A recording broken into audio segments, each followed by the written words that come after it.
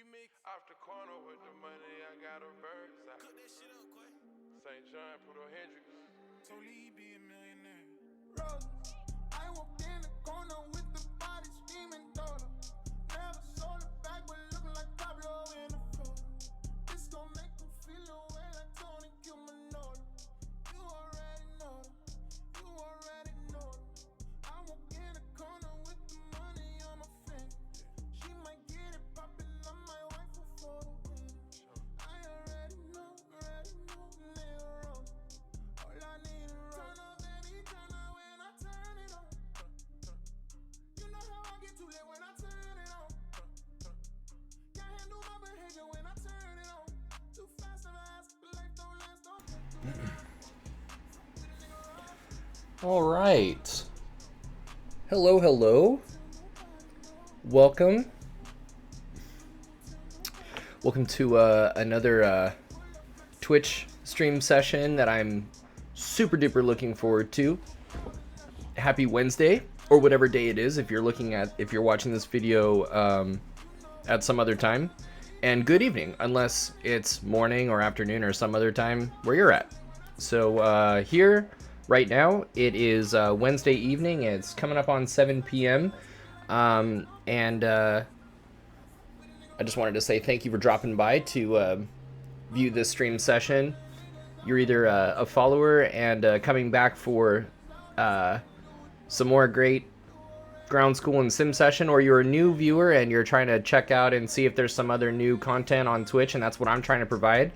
My name is Philip, and I'm a certified flight instructor here on Twitch. I'm based out here in Los Angeles, and that is exactly what I'm trying to do. I'm trying to bring some interesting variety of education, aviation education, to the streaming space. As a certified flight instructor, what I do is I teach people how to fly airplanes, and so I'm really trying to deliver the knowledge as well as the flying skills to people that are maybe on Twitch as a flight training student, maybe as a pilot that would appreciate some recurrent knowledge and training, or maybe just somebody that has a totally different day job and just likes flight simulation and is interested even remotely in aviation, And I think what unites us all is our desire to learn. We enjoy adventure, we enjoy new things, we enjoy the problem solving and the adaptation that necessarily comes with aviation, whether you're in the actual airplane or whether you're in the simulator. And that's who I'm talking to. That's what I'm hoping to spark. Those are the interests, and those are the areas within people that I'm trying to spark. So as I said, my name is Philip, and I am a certified flight instructor, and I am wearing a Magic the Gathering t-shirt. That's what you see, boom, right there. That is a Johnny. And I really like this t-shirt. I think I got this from Box Lunch. Might be, I think, a Box Lunch on the on their website. I'm pretty sure. But for those of you who don't know, Box Lunch, that's a total nerd store. So love that Box Lunch. Really excited for our stream session tonight. It's still kind of early. I'm gonna give it a couple more minutes while we come up to the top of the hour. Wait for 7 p.m. before we get too deep, but I am looking forward to tonight's ground school and sim session on aerodynamics. It's going to be a lot of fun. So we'll recap when we get going here, but looking at the wing and the airplane anatomy and how how a wing actually generates lift, and then also the four forces of flight. What are the four forces? Really five forces, but what are the four forces of flight? Traditionally, we think of them as four forces that are involved when an airplane is flying. How does an airplane turn? That's another thing that we'll be talking about. And finally, we'll be wrapping up with what is stability and what do we mean by stability. And then in the simulator, we're going to explore all these things. We're going to be looking at angle of attack. We're going to be looking at what happens to the airplane when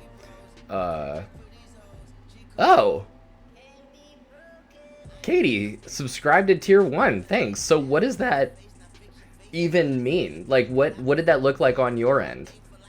Tier 1. Thank you, by the way, so much. I also got your text that the ears shipped. I am definitely have my fingers crossed. So that's a week from today. Is the 22nd. So we'll have to see. I really hope, dude. If they show up on the 22nd, I'm just gonna like lose my mind, dude. I'm so excited. But if they don't, you know, that's okay. Man, that was the website though, for sure. I'm so glad that we found that site, because they were just on a totally different level, by the way, were they not? Dude, those were really tough to choose between. Give me an option to subscribe, ad-free, etc. Awesome. Okay, I'll be right back. Actually, I'm just gonna I'm gonna take my shoes off and put some sandals on, because it's pretty toasty in here. You were the first. Oh, you're so sweet. Thank you. Yeah, I'm really looking forward to setting up the rest of it, and you know, there's stuff with cool sounds and cool emoticons and different things. Like it'll look sick. I think it'll look really cool. I'm really excited, dude. Affiliate in my first month. How about that?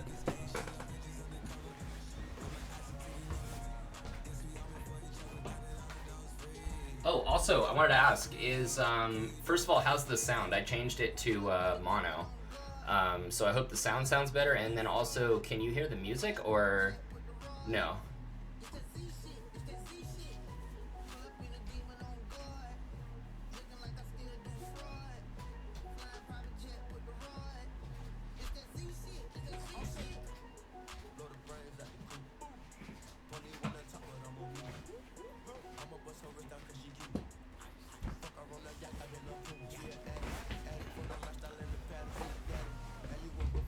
I thought of you because I have my Magic the Gathering t-shirt on. Little cutie.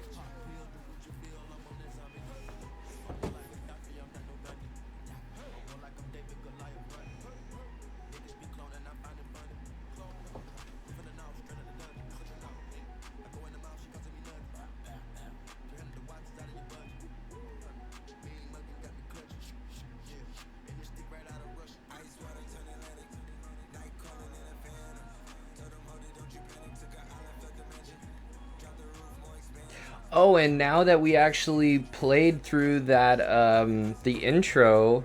Oh, wait, no, I don't think it was the intro deck. Yeah, I think, actually, was it?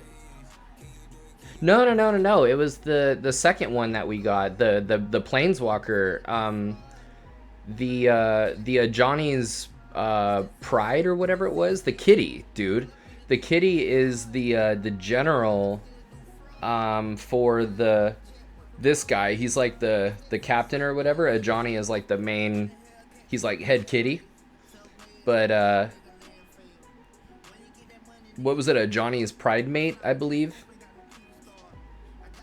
It was an intro? Oh, there you go, yeah. So then there you go.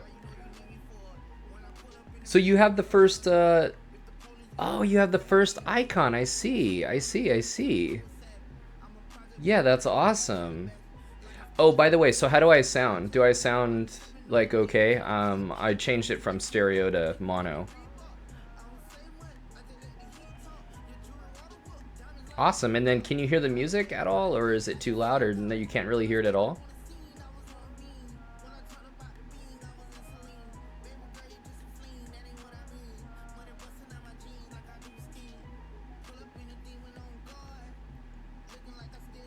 You can barely. Okay, I'll turn it up just a little bit.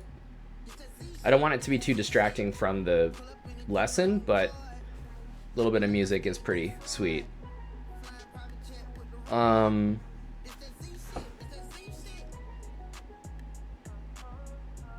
That's good.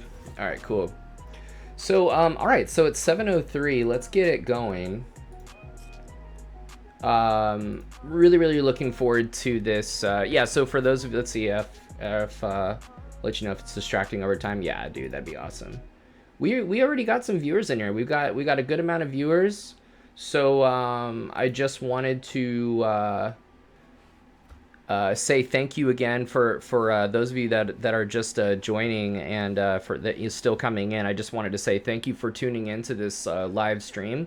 My name's Philip. I'm a certified flight instructor down here in Los Angeles, and teach people to fly airplanes. And one thing that I love to do is teach the ground. I love obviously flying. Flying in the actual airplane is a lot of fun, and so helping students in the airplane is a lot of fun as well. But I love ground instruction. I love teaching the stuff that nobody else, or that at least very few people on here like to teach, except for the guy that just commented, AOA 001 Chris Palmer. Definitely give that account a follow, because that's a guy that not only loves to do ground and flight instruction, but it's somebody who I look up to heavily as far as how to actually deliver the material. And that is a cool guy. Subscribe to his podcast. And I definitely would encourage you to help support that podcast at Angle of Attack. Also at Aviator Cast, I believe. Definitely support that podcast. Keep that going and keep that alive. He's got some awesome merchandise as well, hats and stuff, and just it's a really, when it comes to aviation education, there are some pretty good sources out there, but very few, if any, that I think would top his delivery and his ability to really boil things down to the essentials and just have a practical approach to flight instruction. You just do too much.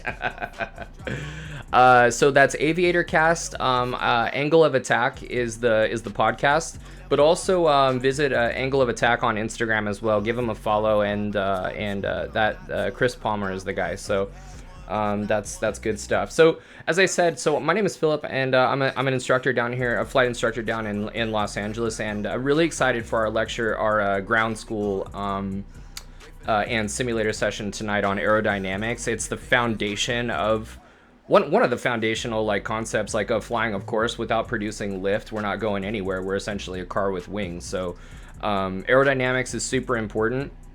It's one of the first things that you come in contact with in flight training in terms of the ground material traditionally. And it's in my opinion some of the most interesting kind of things, because of course there's airspace, there's regulations, there's airport operations, even systems can be kind of dry. These are essential, but they tend to be kind of dry. Nonetheless, there is a way to make it very engaging and very interesting, but aerodynamics is that one where it's wow, how does this airplane fly, right? And someone says, oh, okay, well, from a system standpoint, you have the ignition, and it's no, how though? How does it fly? Well, I don't know, there are these things in place at the airport that make sure all the traffic flows the right way, and people need to know where to hold short. No, how does the airplane fly, right? And that is aerodynamics. How does the airplane produce the lift to leave the ground? What are G-forces, and how do the G-forces actually manifest? How do those occur? What are these feelings? What are these feelings that I feel, as I'm turning, right? And so, yeah, aerodynamics is the beginning of that discussion. And aerodynamics is also really important too, as foundational for learning some of the most important limitations of the airplane from a structure standpoint. We need to study that. So that's our lesson for today, aerodynamics, and let's hop into it. So Dr. Beardsley, so Paul Lee agreed. What's up, dude? One of my students is in here. How does the exercise fly? If this were a physics class, how does the airplane fly? If this were a physics class, we just learn Bernoulli's principle, and then everything else is an exercise for the student. Yeah, with the Bob Ross. I told my girlfriend about the Bob Ross from last night. Yeah, so how does the airplane fly, you know? We will be covering some physics, like basic physics concepts, kind of like what is a vector. This idea of forces is it's a physical concept. And absolutely, we will be talking about Bernoulli's principle, and I hope to take some questions on that and clarify on that. So let's just hop into it.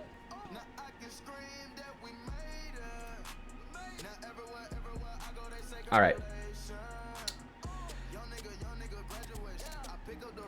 Excellent.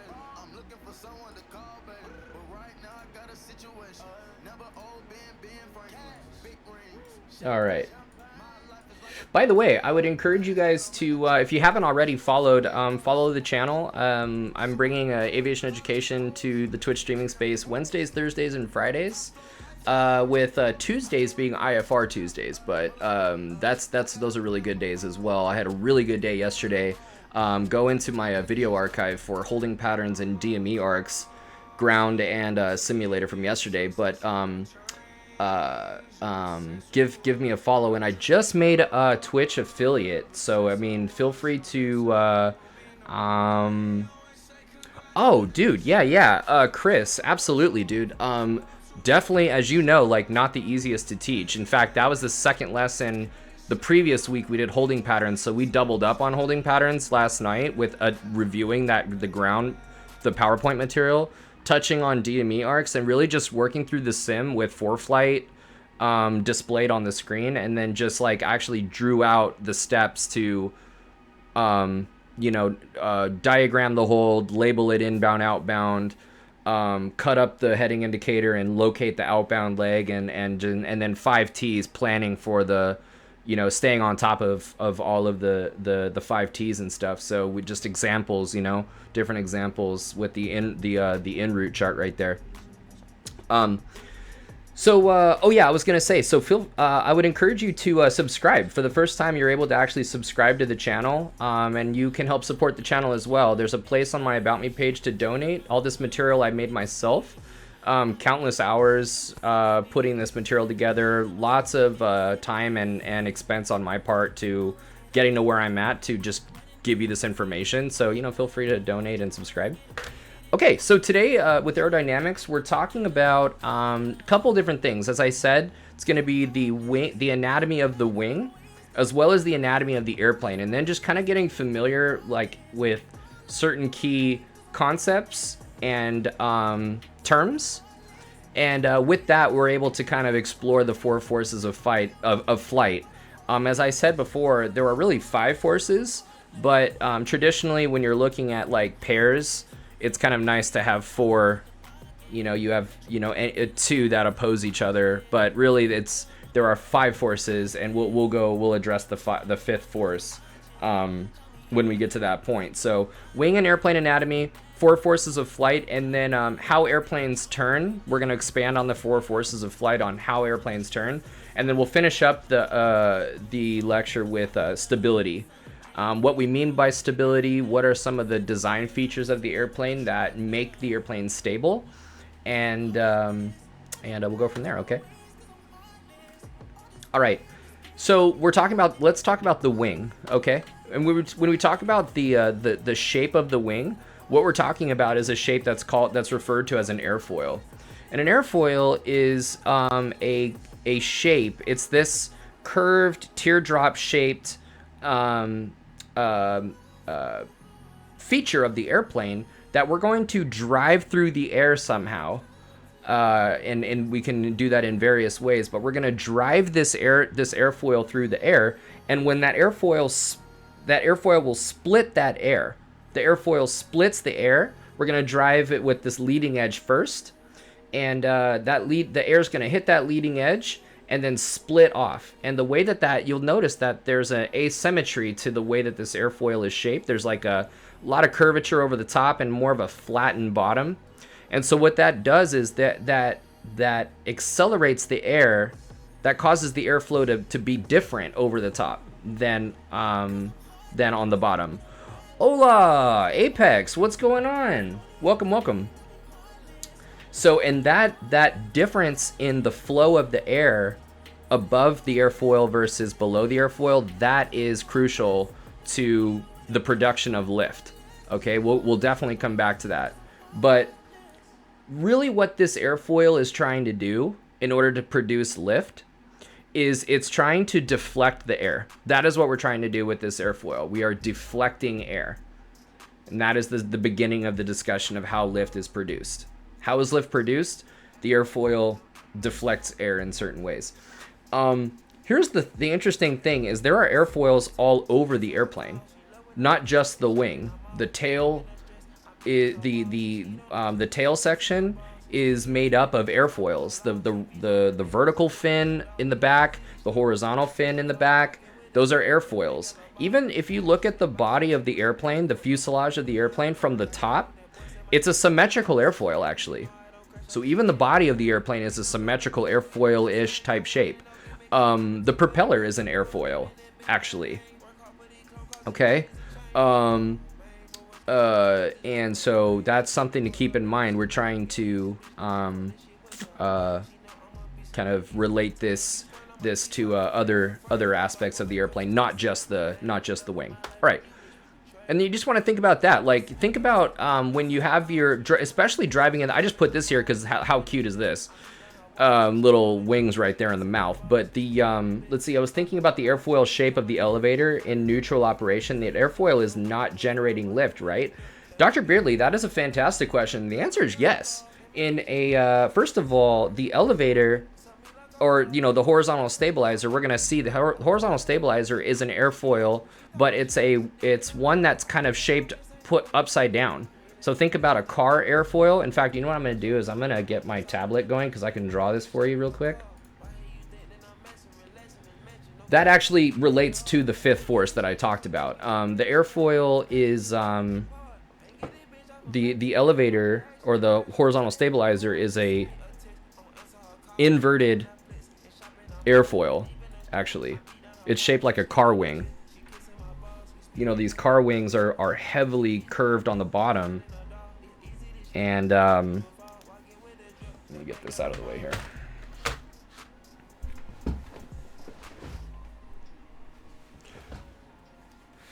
So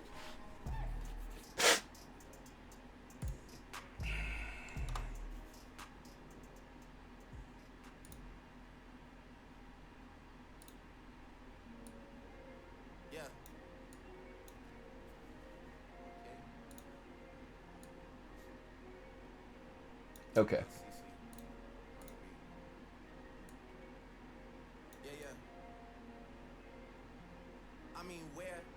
So first things first is you'll notice, like, in the top, I don't know if you can see here, but it says Embry-Riddle up at the top. I accidentally borrowed the actual sheet, like this this template, not a template, but I borrowed the actual background, like the white part of this slide, from a PowerPoint that I was given a long time ago. So all of this material I've made myself. This is not from Embry-Riddle, so just so you know. Okay, so going back to what I was talking about as far as the shape. This is from last night. This is the shape. If this is the shape of the wing, we could actually do better than that.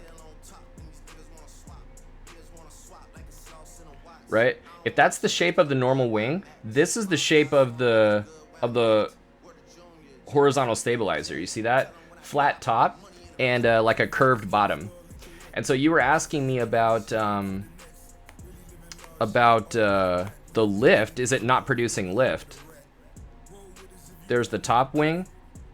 This is the tail. Absolutely it is. It's just producing it that way. And so what ends up happening is as that airflow encounters that, let's actually do it in like a lighter blue. Doesn't have a lighter blue. Oh, here we go.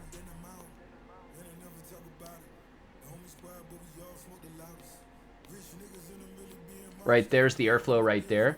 You got all this high pressure on the top there,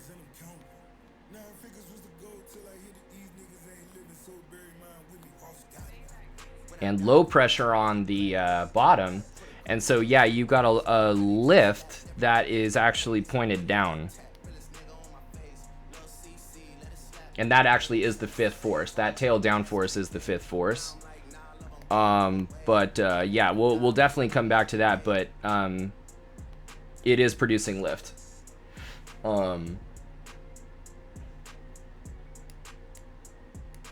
Okay. Okay, so that is starting to continuing our discussion on the anatomy of an airfoil. There's a leading edge and a trailing edge, as we said, right? We said that part of an airfoil has a leading edge. The leading edge is in the front and the trailing edge is in the back. Oh yeah, really quick. I wanted to say before we moved on from this picture was to turn your attention to the picture on the left at the hand. You're driving through let's say there's like no wind, right? It's totally wind calm out there, and you're driving your car and you're sticking your hand out the window. What happens? It's not windy outside. What happens? Your hand gets blown back, right? Your hand gets blown back by the relative wind. It's not windy out there. Oops. Hold on, I'm sorry. There we go. Your hand gets blown back by what's called the relative wind. It's the same thing where if you're like riding your bike down the street and you have like the wind in your hair, right? That is not it's not because it might be windy, but it might not be windy. What you know is that you have a path forward that you're making, whether it's with the car or with the bike, and then you've got relative wind coming back at you just by virtue of the fact that you are going forward. So that's really important. We're going to come back to that in a second, but that's what this person sticking their hand out the window is experiencing. Their hand actually, your hand is a type of airfoil shape. You know, if you look at your hand, your thumb is kind of that broad leading edge, and then your pinky back here is like that, really, it like tapers off. Like you see here, got that broad leading edge, and then it kind of like has a curve as you go from your index finger to your pinky. It kind of tapers down and then comes to a more small point at the end where your pinky is. And we've all kind of done that. We've all stuck our hand out the window and, you know, kind of done this. You're actually producing lift. On your palm, you can feel all that high pressure, right? And your hand tends to lift up. That's exactly what's going on with the airfoil. You said it's very helpful. Negative lift to counteract a forward torque from the center of mass. Makes sense to me. Absolutely.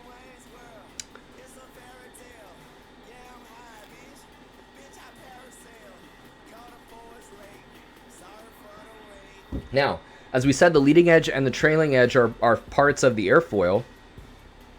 There is a straight line that can be drawn from the leading edge to the trailing edge, and that's called the chord line.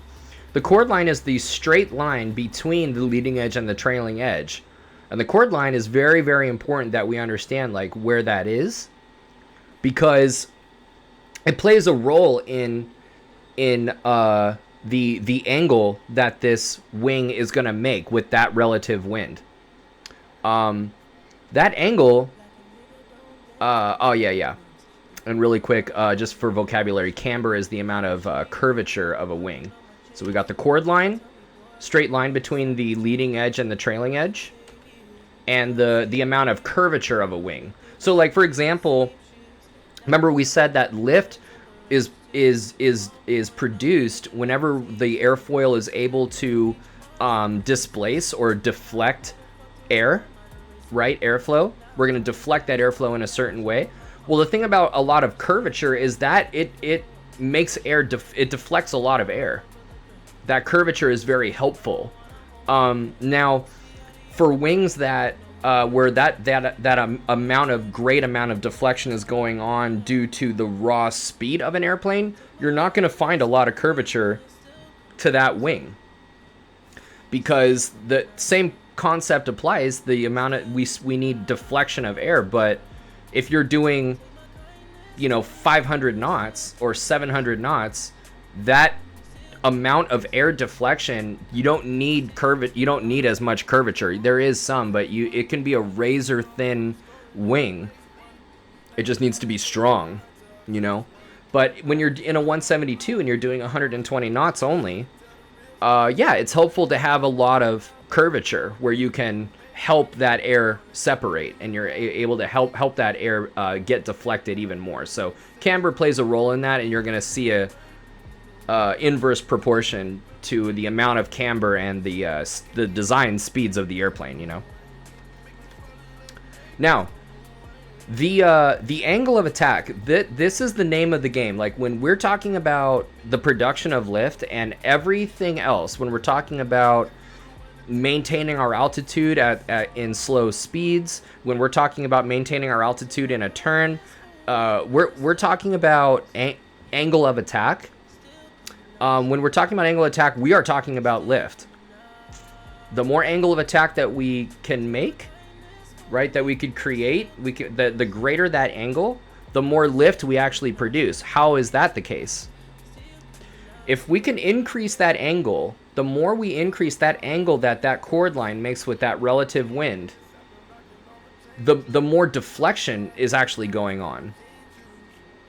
And the more deflection that we can make, the more deflected that air that we can make that air, the more deflection that we can make, the more lift we produce. And the reason for that we'll discuss more like when we talk about Bernoulli's principle later, and the way that this fluid is behaving. We'll talk about that later, but for now, as we said, lift is generated from the displacement and the deflection of that air. More angle means more deflection. Okay. In actuality, this is an important relationship right here that I'll give you.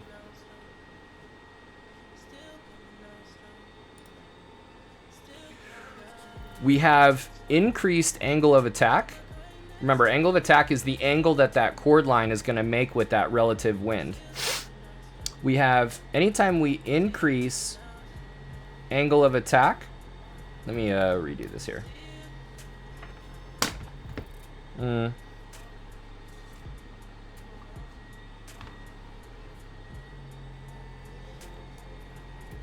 Increase angle of attack.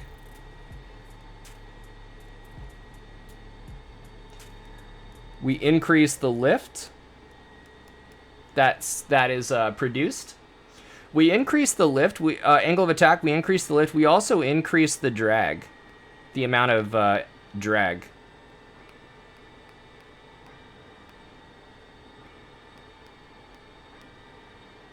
We'll talk about drag in a second. I just want to show you the relationship here. As we increase angle of attack, we increase lift, we also increase drag. We'll talk about why. But the more lift we produce, remember, so I want you to think about lift. We're talking about forces here. Lift is actually a force that we are creating. So that force, when that force is applied to the structure of the airplane, the more lift we produce, the more force we're actually applying to the wing. The thing about that is that force is exerted on the structure of that airplane, and that the wing feels it. Now we're gonna build this wing in a way that there's a lot of connection points and an internal structure to this wing to disperse that force, and so it's not as heavily experienced on that structure at any single point. But the fact is that we have stress to the structure as a result of this force, and that structural stress, we call that loading. And the more lift we produce, the more wing loading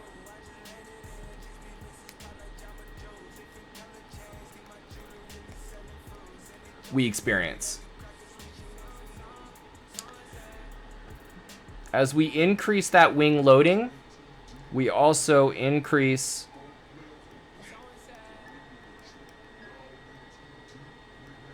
stall speed. And that is the relationship that I want you to have in your notes, and I want you to internalize that what we're talking about right here is angle of attack. Yes, that's true. That's true. But I want you to start putting the pieces together that with more angle of attack becomes more air deflection, and with more air deflection there is more lift. More angle of attack means more lift, but that it doesn't stop there, right? The more force we're applying, that with that increased lift, the wing is more loaded and that structure is being stressed. And then the more stress that the more wing loading that you have, the higher that stall speed. Okay. The other thing that I wanted you to have in your notes is this concept of what's called the critical angle.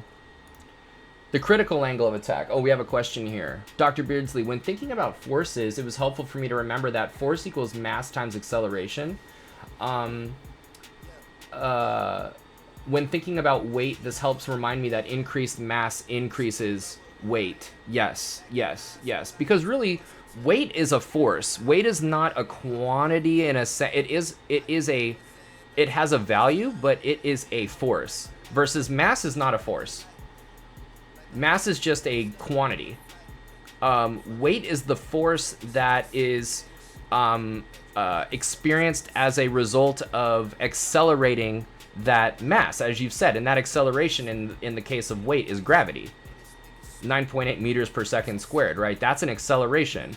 So when you accelerate that mass times gravity, that is the force of weight. Okay? And so you're absolutely right? And that's the idea, is like if you're 60 kilogram, if you have 60 kilograms of mass and that weighs a certain amount on Earth, you can go to the moon with that same 60 kilograms and they're not going to weigh the same, because the moon is, I want to say, a sixth of the gravity of Earth, even though it's a quarter of the size. I want to say that that's true, but it's certainly less, right? So weight is a force. Thank you for stating that increased angle of attack increases stall speed. This confused me for a second, but I get the intuition that if you're ramming into the air more, you're gonna fall out of the air faster. So yeah, the idea here is like definitely just to understand that the more angle of attack you have, the higher the more you're producing that force.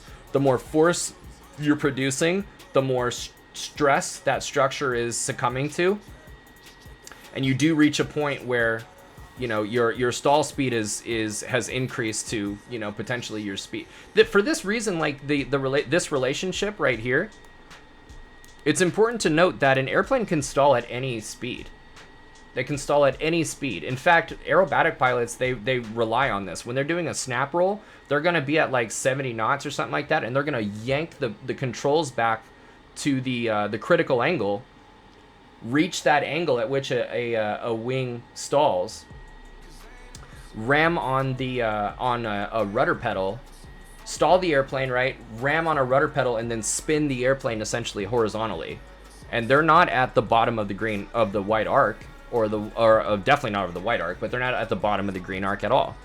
So if an airplane can stall at any speed, the question is are you at your critical angle? And if you're less than your critical angle of attack, then you are not yet stalled.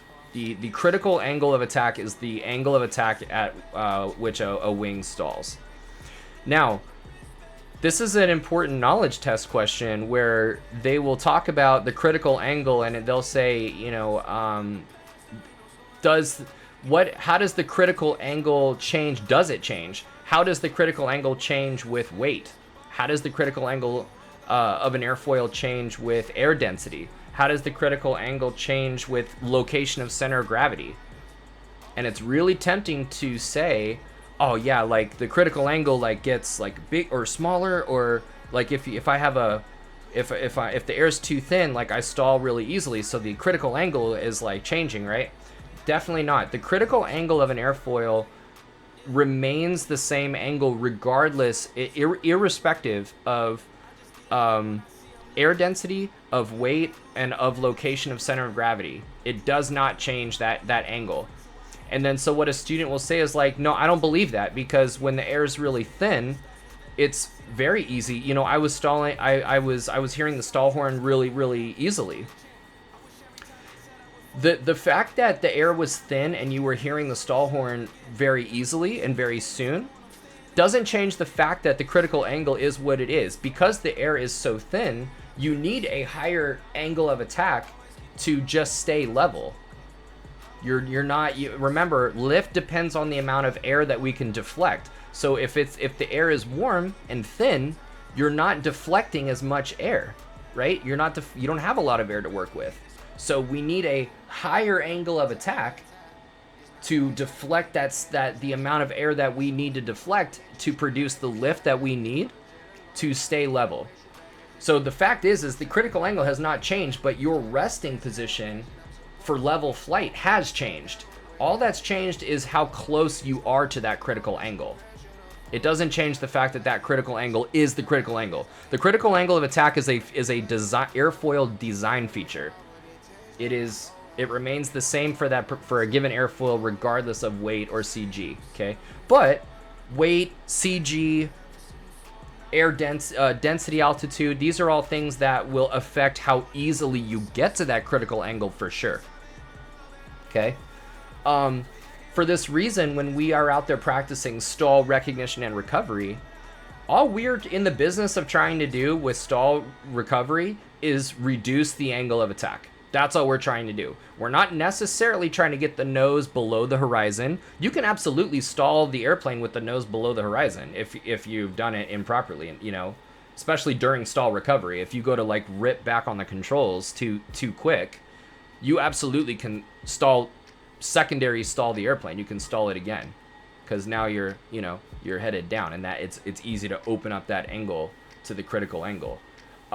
Likewise, in like a power on stall, when you have some power in there and you stall the airplane at a really high pitch attitude, very commonly, all you need to do, you do not even need to put the nose below the horizon a lot of the time. A lot of the time, you just lower the nose. The nose remains in sort of like the slow cruise climb pitch attitude, or that cruise climb pitch attitude where it's just barely above the horizon, but the wing is flying again because you have a little bit of thrust going. You have some power that you just put in for the maneuver. So how is it that the wing is no longer stalled even though we're still pitched up? It doesn't matter what your pitch attitude is with respect to the horizon. All that matters to the wing is, did you close that angle? And you did. You know, you let the nose come down a little bit and you close that angle of attack. So it's not relative to the horizon, right? It's all about the angle of attack. And now here's the other thing that I want to really drive home that I don't think I emphasized enough. It's the angle of attack is the angle that the chord line makes with the relative wind, right? And that relative wind, as we said, whether it's windy outside or not, that relative wind is opposing your flight path. As you go forward, you've got relative wind coming backward. What that also means is if your flight path is taking you down, you've got relative wind coming back up at you. So let's take a look at a couple different scenarios at how, for a given pitch attitude, we may reach critical angle without changing the pitch attitude at all. We can reach critical in one scenario and be flying in another scenario. Let's take a look at it actually. Here is an airfoil. Okay. Now in the first scenario, we have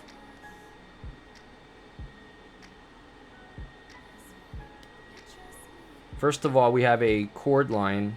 Let's draw the chord line first.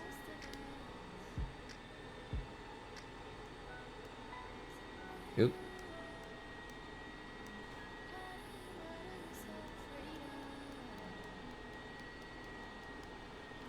There's our chord line. Leading edge, trailing edge. Actually, I'm gonna erase that. We know that this is the leading edge in the front, trailing edge is in the back. Okay. Now, in the first example, we have a flight path that is this way.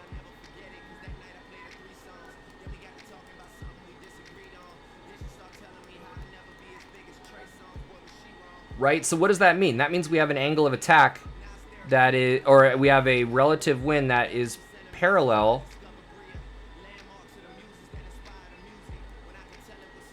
relative wind. Okay? That angle right there, that is your that's a horrible alpha. There you go. That's alpha 1. Okay, there's your angle of attack right there. That's a pretty nice angle, and that wing is happy. And this is what the airflow actually looks like.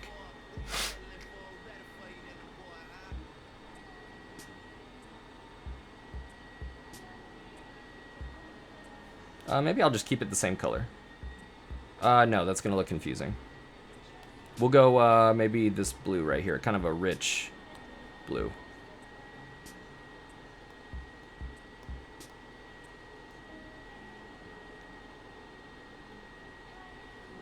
We've got the airflow that reaches that leading edge. Collects pretty high pressure under the bottom right there. All right. And then over the top,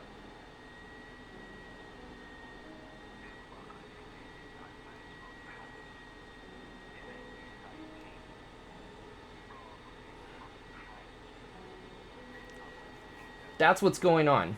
We've got high pressure on the bottom, and we've got these lines that are more diffuse and more separated over the top. We have displaced and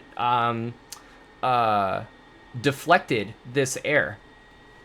All right, and then this, we've got maybe a little bit of turbulence coming off of the back, little bit.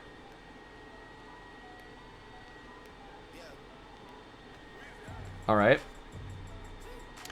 Now, that is in the case where the airfoil is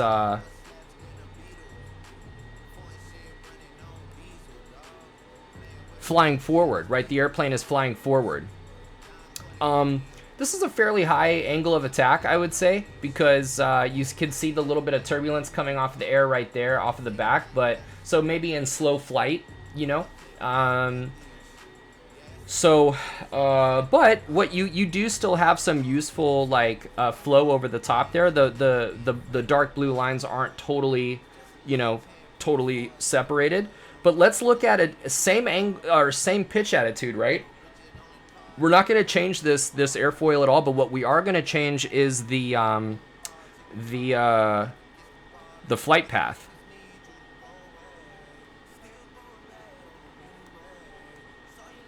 We are going to change the flight path. We're going to, right now, this same airfoil is going to be in stall recovery. And in the thing about stall recovery is your flight path is not forward, it's downward. Oh, dude.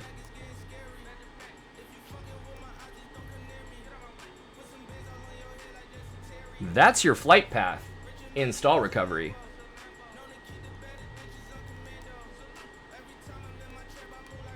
And if that's your flight path in stall recovery, then that is your relative wind. And if that is your relative wind, then there is your angle of attack 2. Same pitch attitude, same exact pitch attitude, but now look at this humongous angle by comparison. So what does that look like?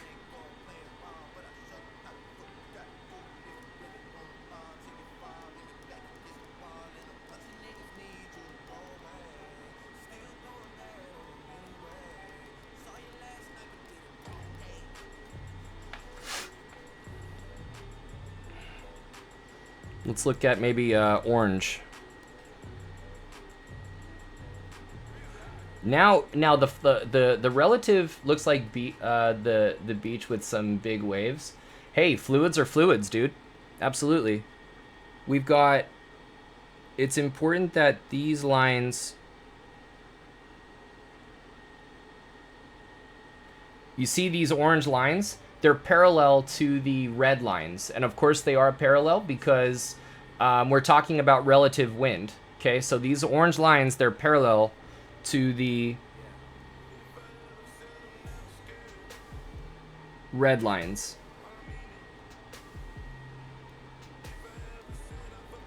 Once again, we've got some crazy high pressure on the bottom, just like with blue, except this time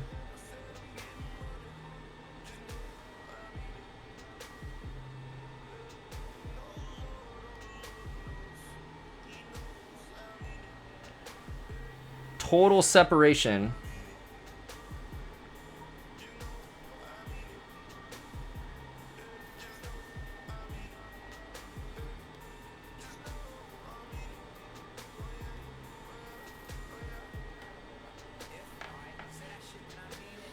You see what's going on here? Look at the comparison of the orange versus the dark blue. We've got in one case the dark blue was airflow that was coming relatively straight on because of the flight path was normal flight path, right? Horizontally. And so the dark blue stays relatively attached to the dark blue airflow stays relatively attached to the wing.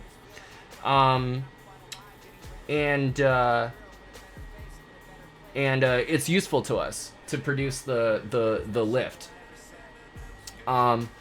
What you see here is with these dark blue lines, as they get spread out, you're seeing a visualization of the pressure actually decreasing. There's a low pressure over the top. Where the lines are really close together, higher pressure. So we could see here all the congested lines on the bottom in both cases. Very high pressure on the bottom. The diffuseness of these lines, the separation of these lines from each other, results in a lower pressure, a relatively lower pressure on the top. And second law of thermodynamics says that systems tend to move from high to low. Things tend to move from high to low energy states. And so we have the tendency for the wing to move from underneath, being pushed up into the low pressure. That's why air deflection over the top results in lifting action. So that's okay. That's a great story for dark blue. But then you look at the flight path of red. You see that red flight path when we're going through stall recovery. Same pitch attitude. The orange lines, on the other hand,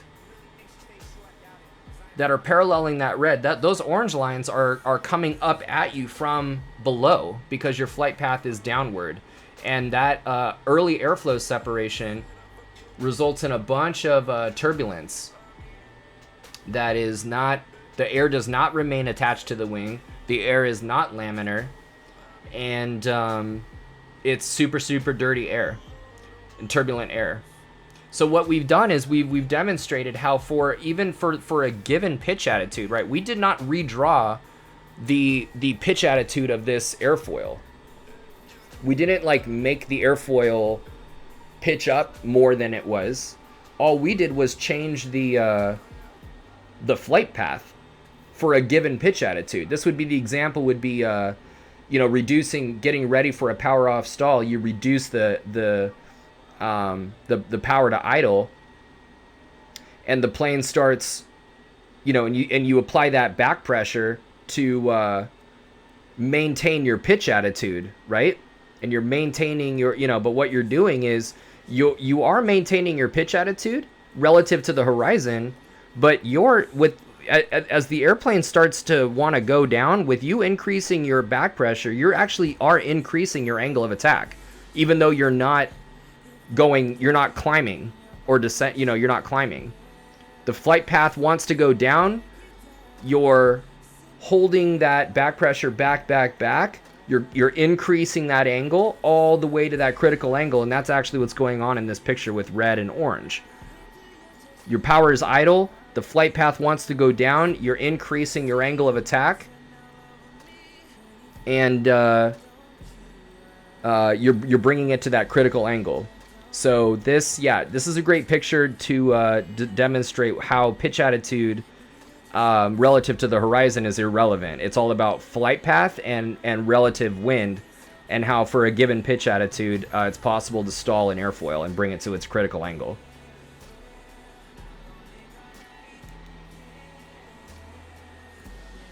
Okay, the angle of incidence. The angle of incidence is a really important concept because it's a design feature of aircraft, and we are very thankful for the angle of incidence.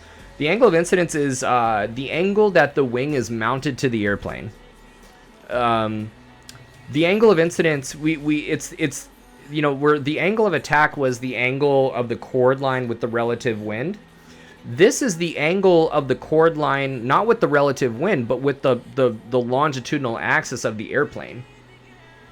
With that, the longitudinal axis of the airplane, we'll talk about the axes later in greater detail, but it's the axis from nose to tail.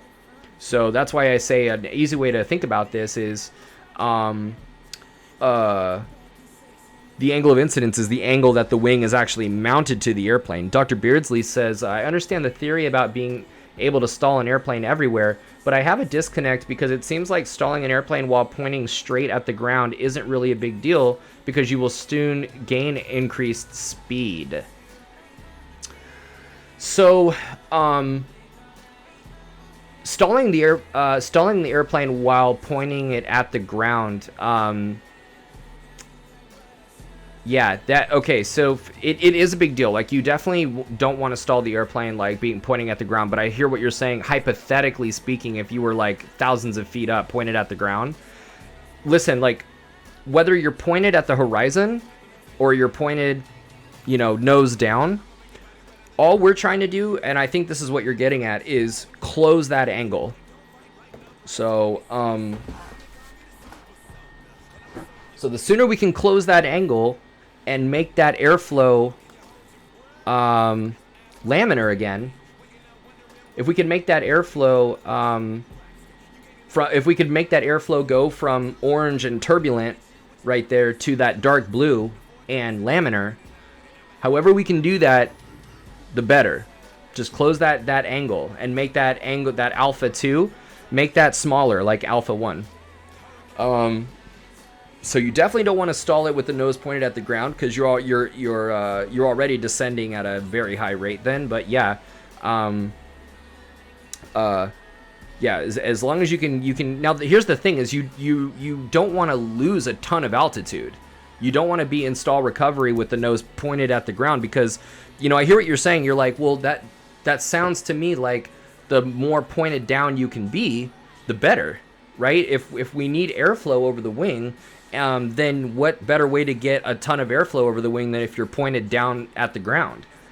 The thing is you don't need, in order for that airflow to become useful, you don't need to be pointed at the ground. You don't need a dive bomb, just lower the angle of attack.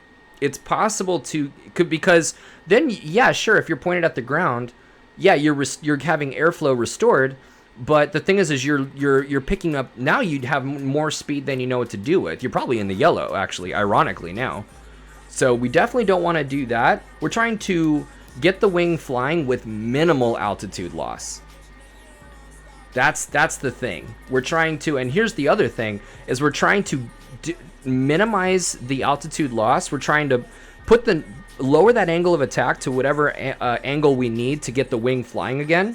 And what we're trying to do is, as that airspeed kind of picks up, we're trying to arrest that descent and climb out of that at the same, maintaining that same minimal speed, right? That kind of V, a little bit higher than VX speed, and then you want to eventually climb out of VY. But yeah, I think the problem with my question is that you were doing something extremely aggressive and aerobatic if you stalled yourself in a weird angle relative to the ground, so it's not too relevant.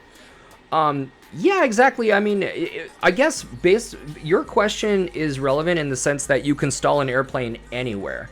Like, here's an example. Let's see here.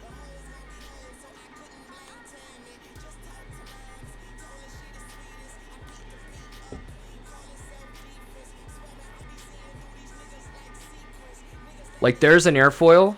This airplane is going down, right? This is kind of a crazy situation. If the flight path is relatively straight down, that means that relative wind is coming at you like that. There's that there's the chord line. And there's the angle.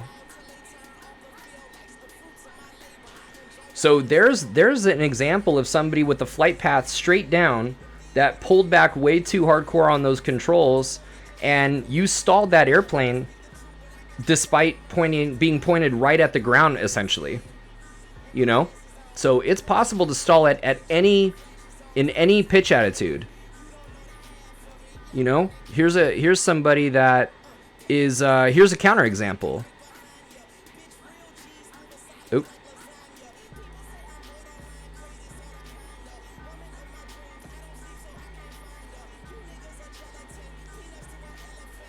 Trying to draw.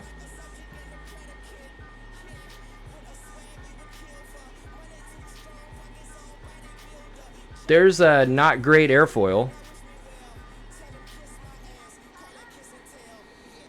Okay. Here's a flight path. There's relative wind. Chord line.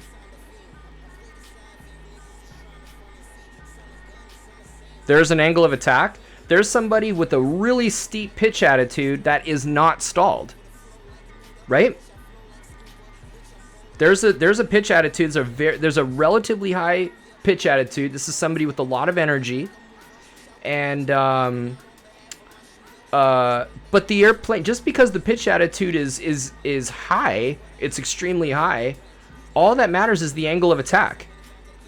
So this wing with a high pitch attitude is not stalled. So a wing can stall at any pitch attitude, and as long as you have the relative wind coming at you, you can be in pretty much any pitch attitude and not be stalled, right?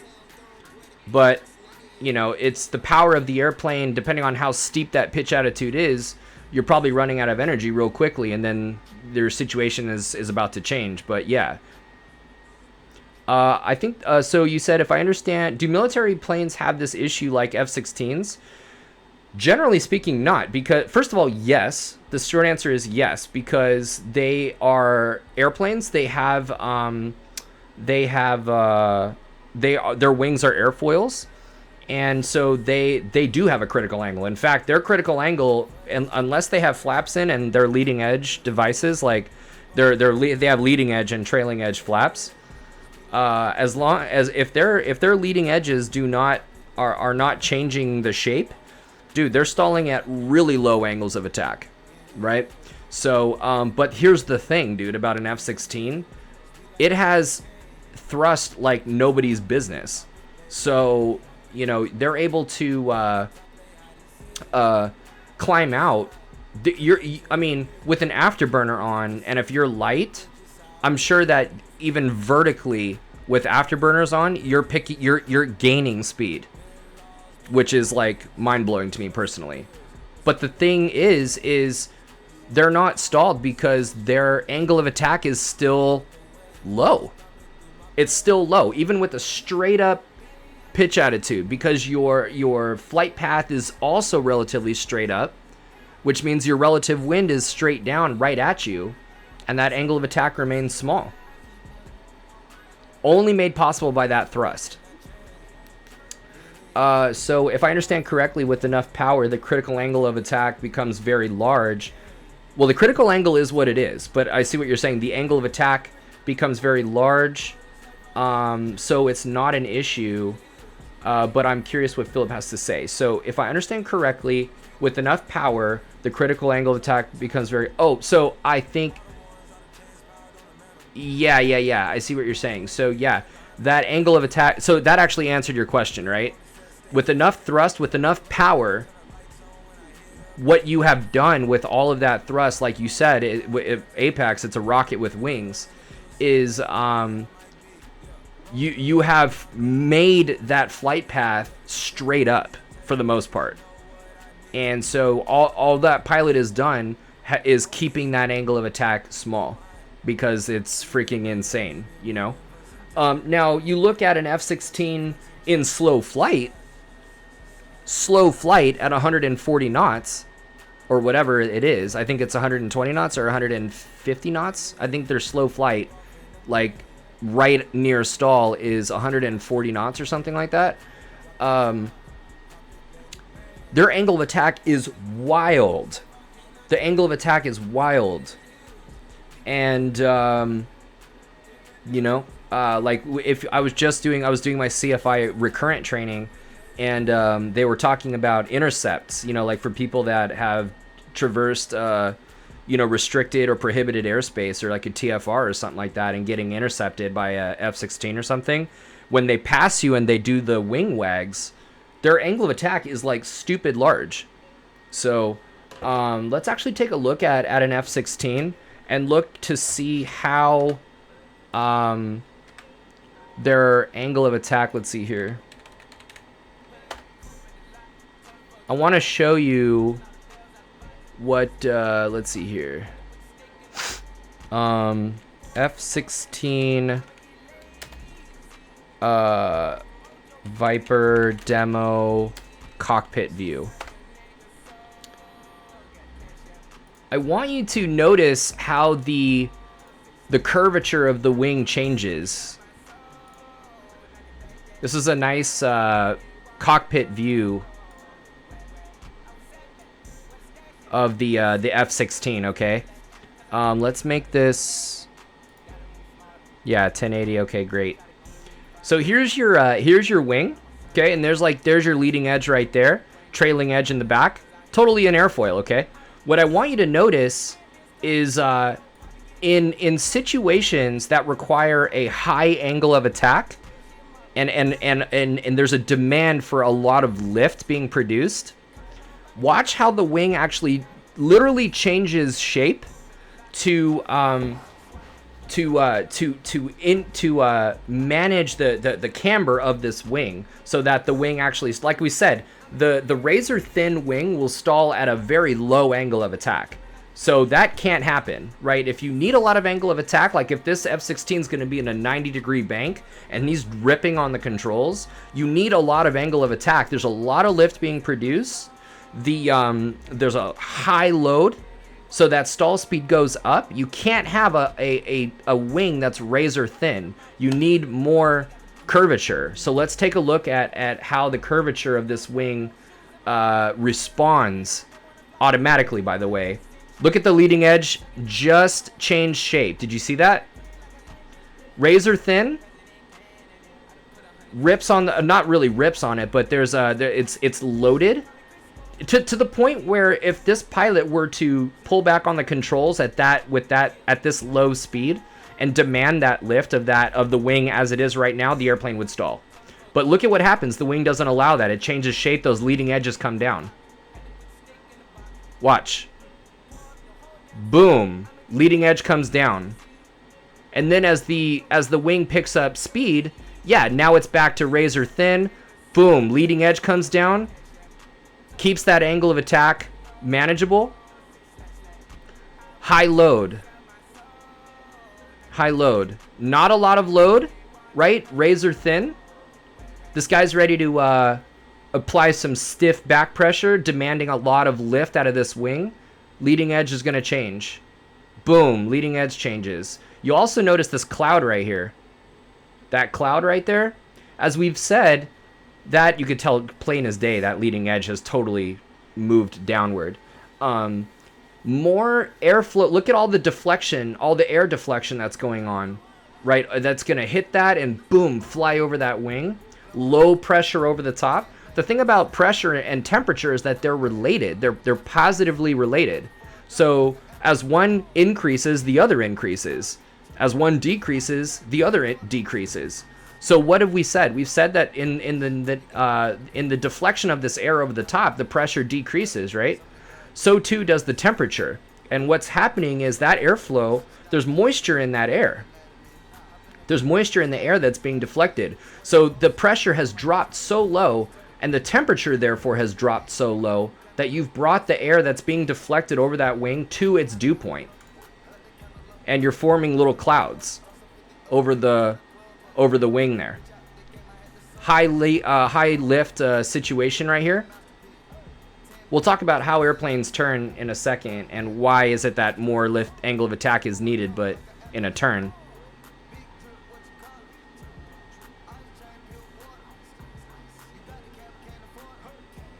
Dude, Dr. Beardsley. Okay, so I think my student is still in here.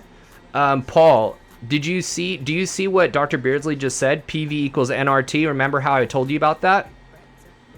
We were talking about that, not with right here, although this is exactly where it's applied, but we were talking about carb ice. We're talking about carburetor icing and how pressure and temperature are related, and the pressure drops in the venturi of the carburetor, and that is where the temperature is brought to its freezing temperatures. I was talking about the ideal gas law. Absolutely. That's so cool that you said that.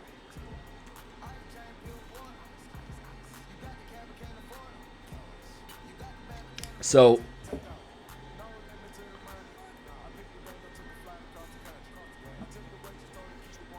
yeah, leading edge is changing shape. Look at this. Totally unloaded, by the way. He's out here doing, what is this, an Immelman, I guess. If he rolls, he might actually roll wings level after this. Not sure, or unless he's gonna pull it through. But right here up at the top, you're not loaded. You're not loaded. So that wing has said, okay, cool. I'm taking a break. That's awesome. Yeah, there you go. There's that wings. Oh, Cubanate. I see. There's that loading. Not as much loading as in a turn, though. Bam, a lot of loading. All right, we get it.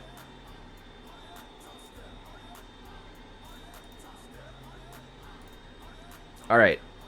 So, what I wanted to say about angle of incidence, though, going back to this, is the angle that the wing is mounted to the airplane is highest at the. Oh yeah, of course, yeah, my pleasure. It's highest. The wing is mounted to the fuselage. The highest is at the wing root. The highest, the wing is at its highest angle at the wing root, and it actually twists to the wing tip. So it twists more angled down as the wing moves from the wing root to the wing tip. It twists downward. So that twisting relative and that angle decreasing relative to the fuselage of the airplane is what we refer to as the angle of incidence. Very important that twisting is there. The wing being at its highest angle at the wing root means that the wing root reaches its critical angle first before any other part of the wing, which is very, very important because that is where stall recognition occurs. Whenever we're going to stall an airplane and we are feeling the buffeting and the shaking, a good portion of that wing is actually totally stalled. The inboard portion of that wing has stalled already, but the outboard portion has not yet stalled because the angle lowers, remember, as it twists to the wingtip. So the angle of incidence is a very important design feature especially for training aircraft because you get that stall recognition nice and early. If the wing was the same angle at the wing root as it was at the wing tip, the whole wing would stall at the same time. You would get no stall recognition. You would get no warning at all for that the stall was imminent, right?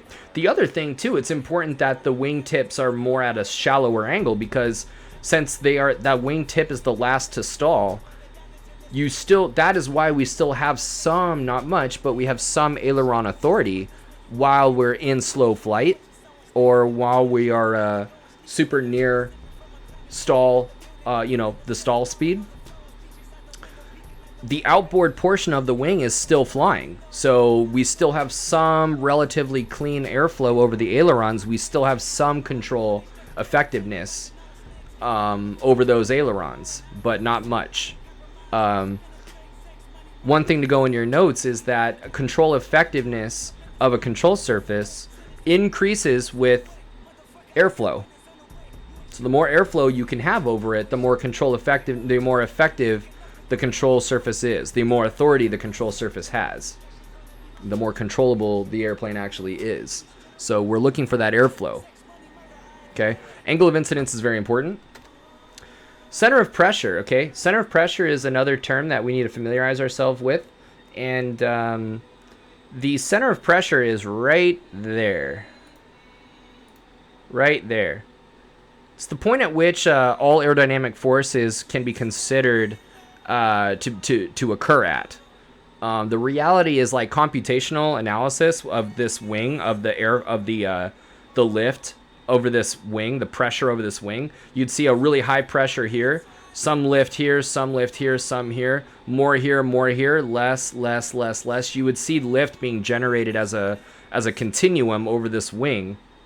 But for simplicity, for vector analysis, which is what's happening here, we think of it, generally as like, okay, most of it and it all averages out to basically being at this point, and that is in general where the lift is being is resulting from, and that's the point that the force of lift is resulting from. So what you see here occurring at the center of pressure are these arrows here. These arrows are called vectors. And the thing about vectors is they have two characteristics that are very, very important that we understand. First of all, what is a vector? A vector is a pictorial representation of a force. So it is how we draw forces. That's very important. Now, when we go to draw these forces or draw these vectors, these vectors are going to have length and they're going to have direction. Those are the two parts of a vector, length and direction. And that length is representative of the magnitude of that force, of the strength of that force. So the longer that vector is, the more force has been applied. So an example, and what we're talking about here is the resultant force right here, for the most part. We'll talk about these components here in a second, but I'm talking about this golden arrow right here, okay? But in general, like, these are vectors too. Drag can increase, vertical lift can increase, but what I want to turn your attention to is the relationship between the length of this resultant lift vector and the angle of attack here. You can see here the angle of attack. There's the chord line. There's the relative wind. It's a pretty steep angle of attack. This plane appears to be in slow flight. And it's exaggerated for, visualization like purposes, but as the angle of attack increases and that airflow and that air is becoming more and more deflected, that low pressure builds. There's more and more low pressure and more high pressure on the bottom. With more air deflection, that lift vector right here, this golden lift vector, the resultant force, that lift vector elongates. So we increase that angle of attack, we increase that airflow, we increase that airflow separation, or that airflow deflection. That lift increases, and so what happens is this vertical component increases as well, and we may be climbing, or so. This vector right here is made up of what are called vector components. There's a horizontal component and a vertical component. This vertical component is called the vertical component of lift. And this horizontal component is what we refer to as induced drag. This is a type of drag that is unable to be separated from the production of lift. All right. Matter of fact, let's go back to YouTube and look at what I mean by low pressure, because I'm sure that's not as clear.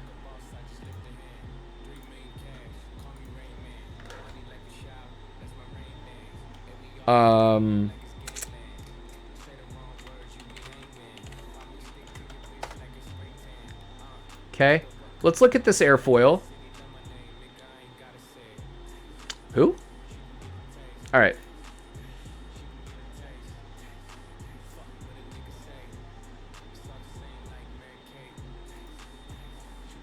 Not this.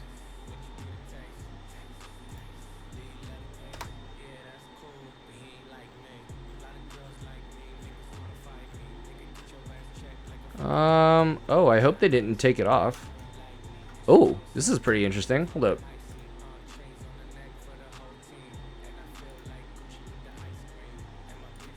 Some computational stuff. Let's...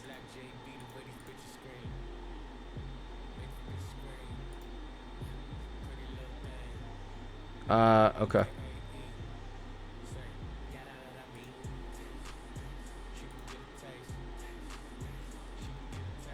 Okay.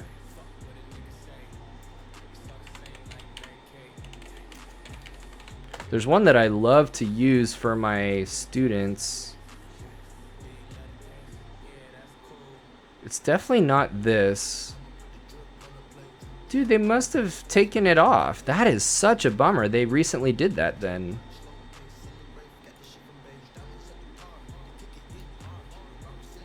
It's pretty good.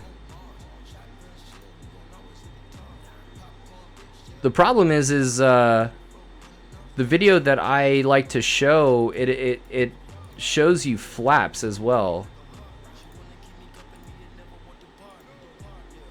So see this right here?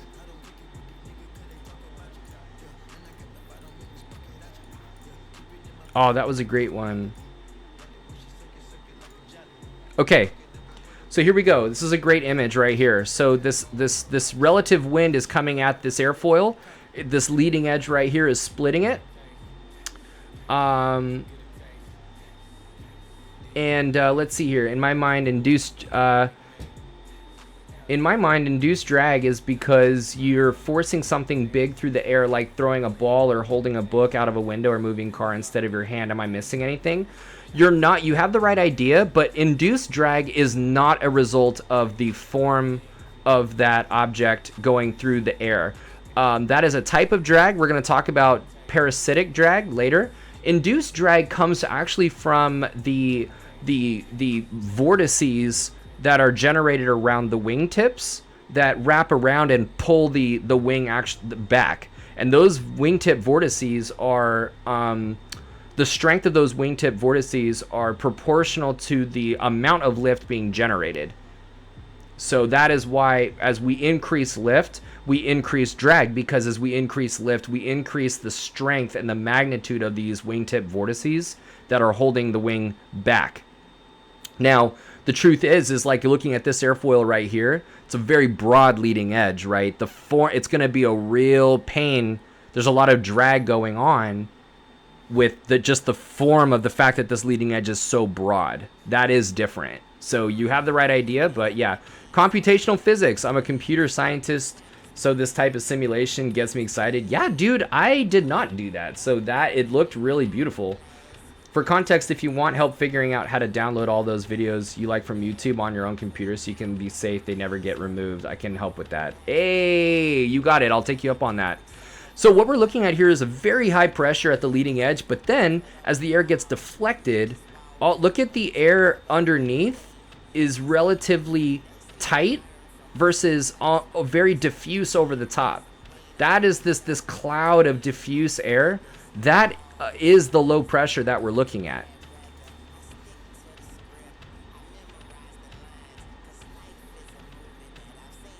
Right? Look at that. Wasn't even look at that. See this air? See the spacing right here in the back? It's so diffuse actually in the back, and it's not even attached.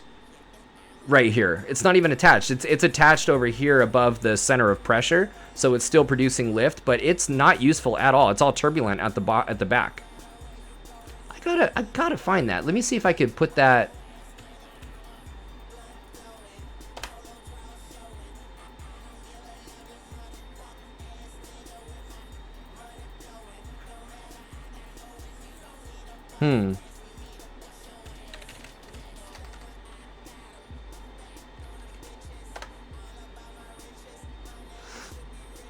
Yeah, dang.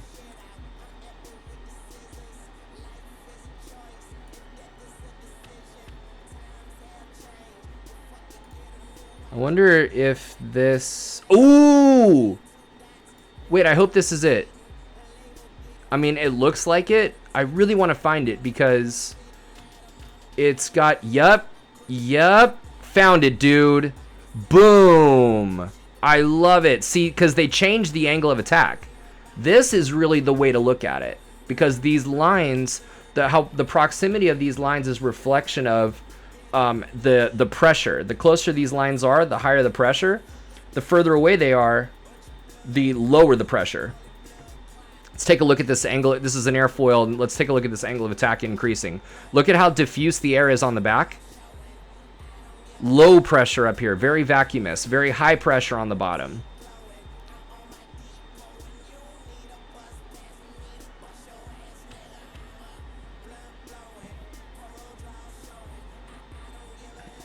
Totally vacuumous.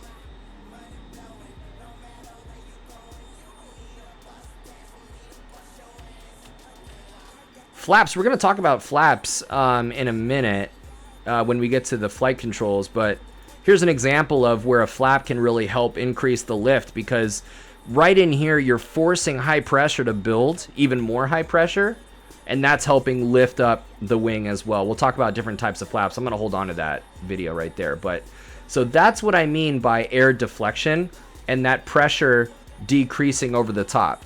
And the more we can make that pressure decrease, the more force we can, the more lift we can produce until we reach critical angle.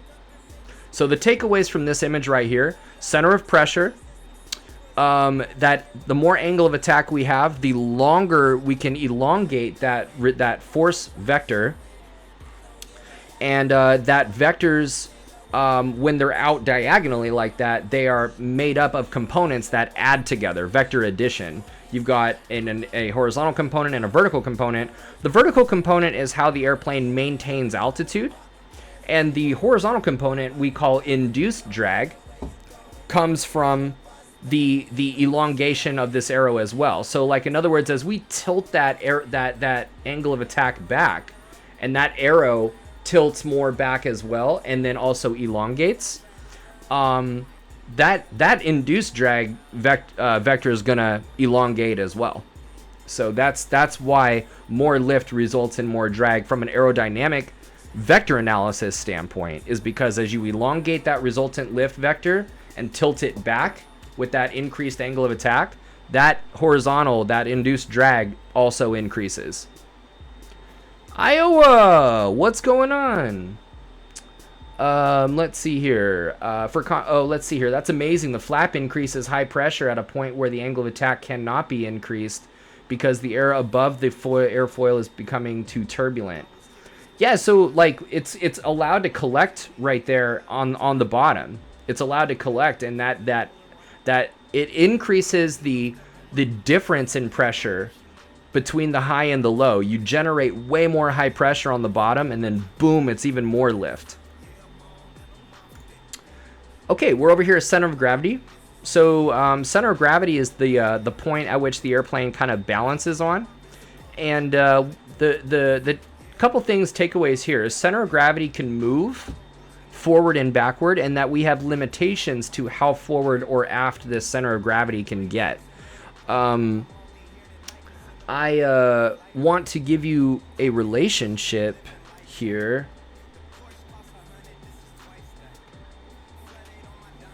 Between center of gravity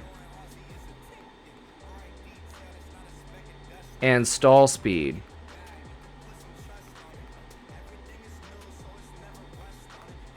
What is the relationship between center of gravity and stall speed? As the center of gravity moves forward, right, as this point right here moves forward, what is the airplane going to want to do? The nose is going to want to go down, right? That it's going to want to descend. That it's going to want to pitch down. So what are you going to do to prevent that from happening? With a forward CG,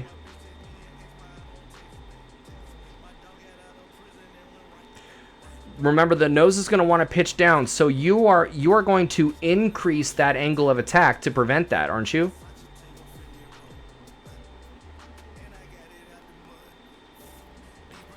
You're going to increase that angle of attack to respond to that forward center of gravity and not let the nose come down. But remember what we said? Increase angle of attack, you have an increase in lift, which increases the wing loading. Oops.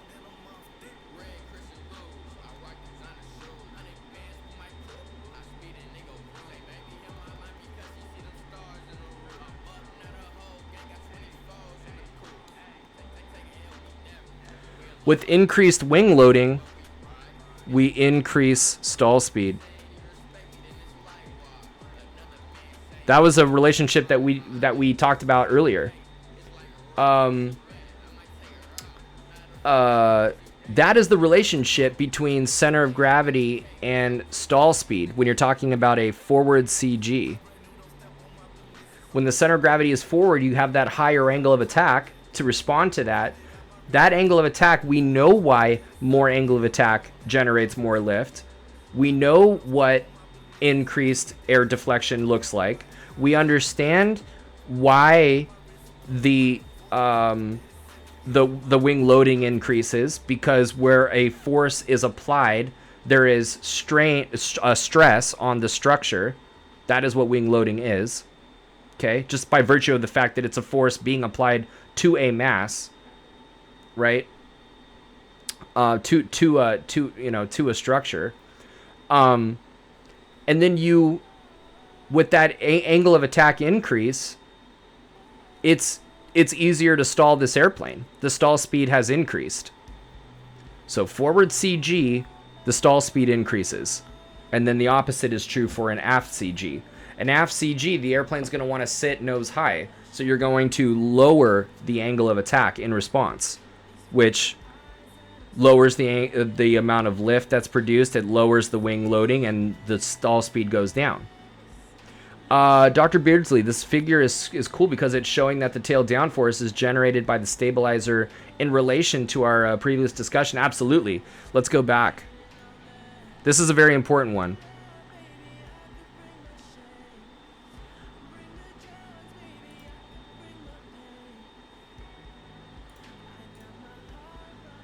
Twitch FAA. Love it. Fantastic. I'm glad to hear that you're taking notes. You're absolutely right, Dr. Beardsley. The tail downforce is shown right there. And we'll remember that the tail downforce is nothing more than lift being produced by the tail. But if it's lift, why is it down? Because, remember, we said the tail is not shaped like this. That is... Oops, excuse me. The tail is not shaped like that, where the lift, right? The lift is doing that. That's not what's going on here. The tail, that's very exaggerated, but here. The tail is shaped like that. So as that relative wind, there's our chord line.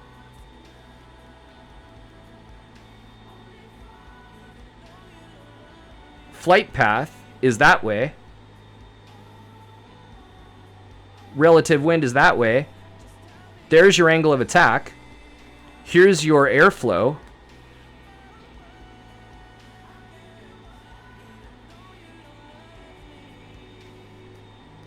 All that high pressure on the bottom.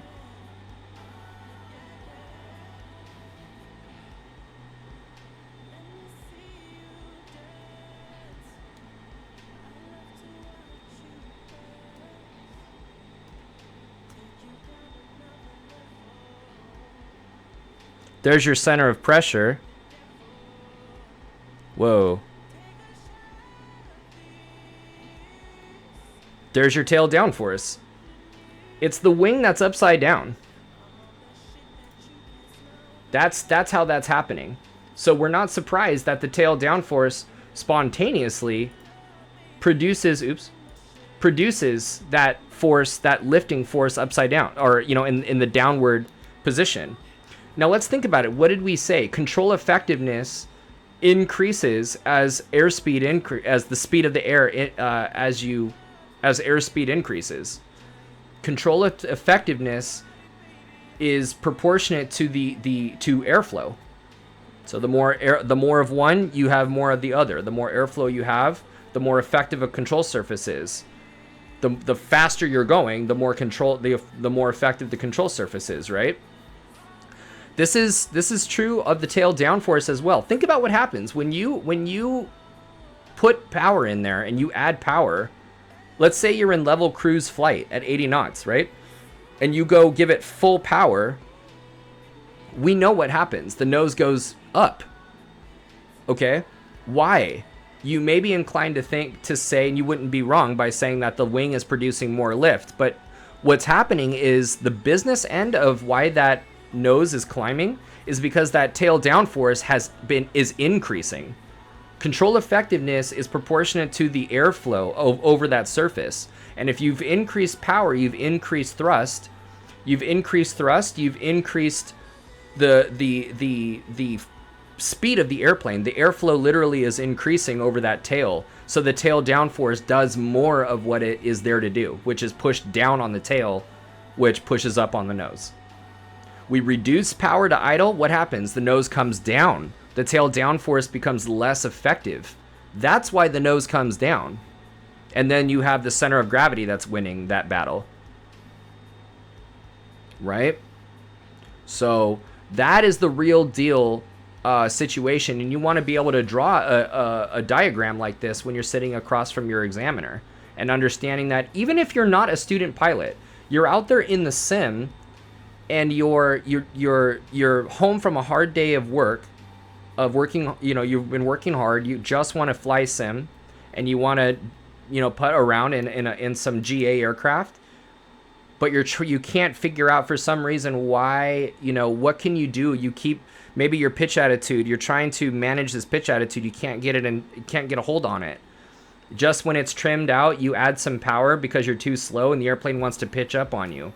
We need to understand that by changing that airflow, we are actually applying a force to that we're adding to that tail downforce.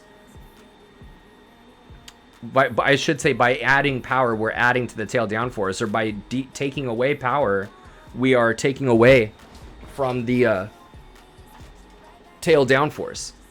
That's what's going on. So to master, let's say, a constant rate descent, is to master the forces and balancing of these forces that we're going to talk about, such that the tail downforce, if we want a 500 foot per minute descent, we need to reduce power exactly so that the tail downforce kind of lets off just enough to let the nose come down and induce that 500 foot per minute descent. So takeaways from this slide are, number one, tail downforce and control effectiveness is positively related to airflow. Went through some examples of how power changes affect tail downforce, and now we're talking about stability in a way. We'll talk about stability later. But also, takeaways are how center of gravity limits, as the center of gravity moves forward or aft of the limit, like how does a forward or aft CG affect stall speed? We walked through that together and down the path of center of gravity. The pathway is center of gravity, angle of attack, lift, wing loading, boom, stall speed. And that is the connection. All right. Talking about the airplane, not a whole lot to say. I mean, it's very interesting. We've got these components here. We've got the fuselage. The wings are they have an internal structure to them that's got a main spar, usually a forward and an aft spar. These main beefy central structural pieces that everything is kind of built around. These ribs are cross-sectional pieces of the airfoil at that particular part of the wing, situated apart from each other, spaced out apart from each other, and then joined together by stringers. Sometimes wings are externally braced. We've got primary and secondary control surfaces. The ailerons control the roll of the airplane. The elevator, that horizontal, the movable surface on the horizontal part of the tail, controls the pitch, and the rudder controls the yaw of the airplane. But that's not a very sophisticated answer as far as what the rudder can do. Somebody asks you, well, what's the rudder do? And you can say, well, it controls the yaw of the airplane. It's like, yes, it does, but really what the rudder does is it cancels adverse forces. And those adverse forces, as we said, right, the more lift we produce, the more drag we produce, the more induced drag we produce, right? So if we're trying to bank the airplane and we want to lift one wing more than the other, that lifting wing is producing more drag than the other one, which pulls the nose over to the side. We'll be in the sim, we're going to demo all of this stuff, and we're going to see, without rudder, the nose wobbles when we bank the airplane. So we need rudder input to cancel that adverse force. Okay? These primary control surfaces and also the secondary control surfaces, but I just wanted to say, these primary control surfaces, they're movable surfaces on the wing, obviously. What they do is they allow us to manipulate that chord line. That's what the job of the control surface is. It is to help, create the differences in the airflow and all that stuff, and without that there'd be no higher pressure or whatever. Really, aerodynamically speaking, these allow us to manipulate the position of that chord line by repositioning that trailing edge. That is how we are able to change our angle of attack. So that's what all of these are, including the rudder. The rudder is a symmetrical airfoil, or I should say the vertical stabilizer and the rudder together make up a symmetrical airfoil. But the rudder is the movable surface. It's a movable trailing edge that can adjust the chord line on that symmetrical airfoil. Really quick, the job of the flaps is to allow for steeper descent without increasing airspeed. And trim allows us to fine-tune the airplane. But first, let's talk about these ailerons. What we're looking at right here is an aileron that has an angle of attack that is higher than neutral. And you'd say, well, how is it a higher angle of attack? That aileron is down. It is down. Remember, the angle of attack is the angle of the chord line and the relative wind. So by taking that trailing edge and lowering that trailing edge, you've just pitched that up now. This would be in an effort to lift that left wing and put the airplane in a right bank, if that makes sense. We want to lift this wing. This wing with the higher angle of attack is going to be lifted. The lift that we are producing on this wing will result in it dragging back as well, which would cause the plane to yaw to the left in this case. So we would need right rudder in this turn. So here we are banking to the right, we need right rudder, right? If we're going to bank to the left, we're going to lift that right wing, and we need left rudder. The adverse yaw is why we need to apply rudder in the direction of turn. The ailerons are cable pulley. They're a cable pulley setup, and as we deflect the ailerons, what we're doing is we are tugging on these. These cables are tugging on a bell crank that is pushing and pulling a push rod, a control rod right there. And that control rod is what we inspect pre-flight. This is what we were just saying. The angle of attack increases on the lifting wing. And we roll this airplane, the ailerons roll the airplane around the longitudinal axis, the axis from nose to tail. The empennage is made up of the vertical stabilizer, horizontal stabilizer, rudder, and elevator. And I just want you to look at what's going on with this elevator right here. I mean, and not really think. Let's see here. My understanding is that adverse yaw is caused by the down aileron on the up wing, causing increased drag compared to the down wing. That is correct. That is absolutely correct.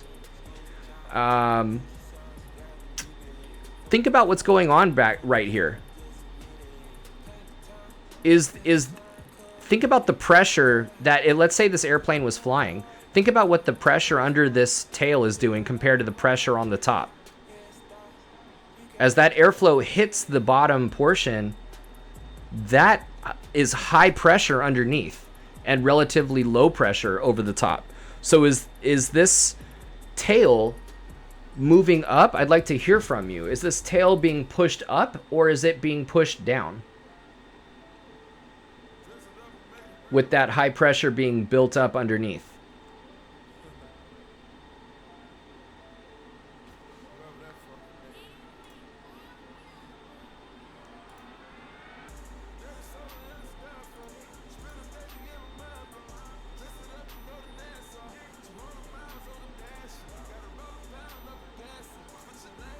Right? That high pressure underneath is pushing the tail up. That tail is coming up. That nose is going down. Built up with the lowered wing, right? So the built up with the lowered wing. Well, no. The adverse yaw is coming from the lowered aileron. Make no mistake about it. The wing with the lowered aileron is the wing that's lifting up.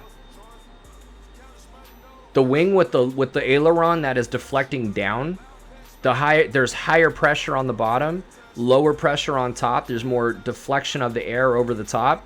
There's more lift being generated on that one wing, so that one wing lifts up. And with more lift, there's more high pressure on the bottom, right? So there's the wingtip vortices have increased, and that induced drag has also increased. And so the wing wants to pull to the side of the lifting wing. The elevator, like the ailerons, are controlled and pulley, tugging on a bell crank that causes this torque tube to roll and the elevators to deflect. And you're pitching around the lateral axis. Very similar with the rudder. Around the vertical axis. Flaps, as we've said, they allow a steeper angle of a descent without increasing airspeed. We're not going to go too much into this, but this is very interesting. Many airplanes now they actually incorporate what's called a slotted flap, and it's very cool because when you deploy the flaps, there's a little gap that forms right here, and what you essentially have is a little mini leading edge that allows the air to, as that angle of attack increases, the airflow is allowed to rejoin the wing, whereas normally it would be separated.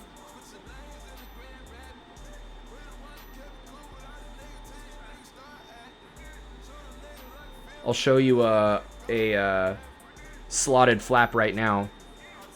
The slotted flap has a nozzle-shaped slot at the flap hinge. Look at what's happening here. There's a little slot right there, and that airflow is allowed to slip in. As this angle of attack increases, it's allowed to, there's a delay in separation, actually. See, look at, as this angle of attack increases, it's actually, the higher the angle of attack, the more favorable it is. See that? Look at how it rejoins. You got this little leading edge right there.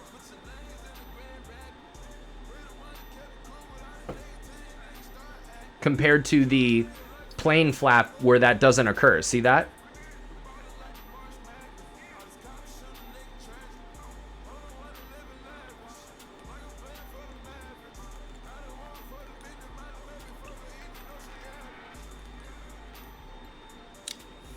You can also slot the leading edge. This is seen on larger aircraft where if you slot the leading edge, it too allows a delay in that airflow separation and allows the air to slip through and remain useful to that wing. See, that airflow just loves to slip through like that. The higher the angle of attack, it's loving that high angle of attack, and you still get some. Look at that little bit of airflow right there. That's still a joint. I mean, make no mistake about it. This wing has fully stalled, right? But I'm just saying, the fact is you have this airflow that's still present right here, as diffuse as it is. But look at what happens when they close that slot.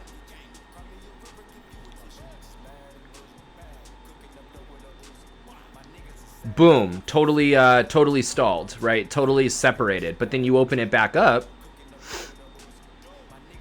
and then slip through. So that's the reason for the slotted flaps are awesome.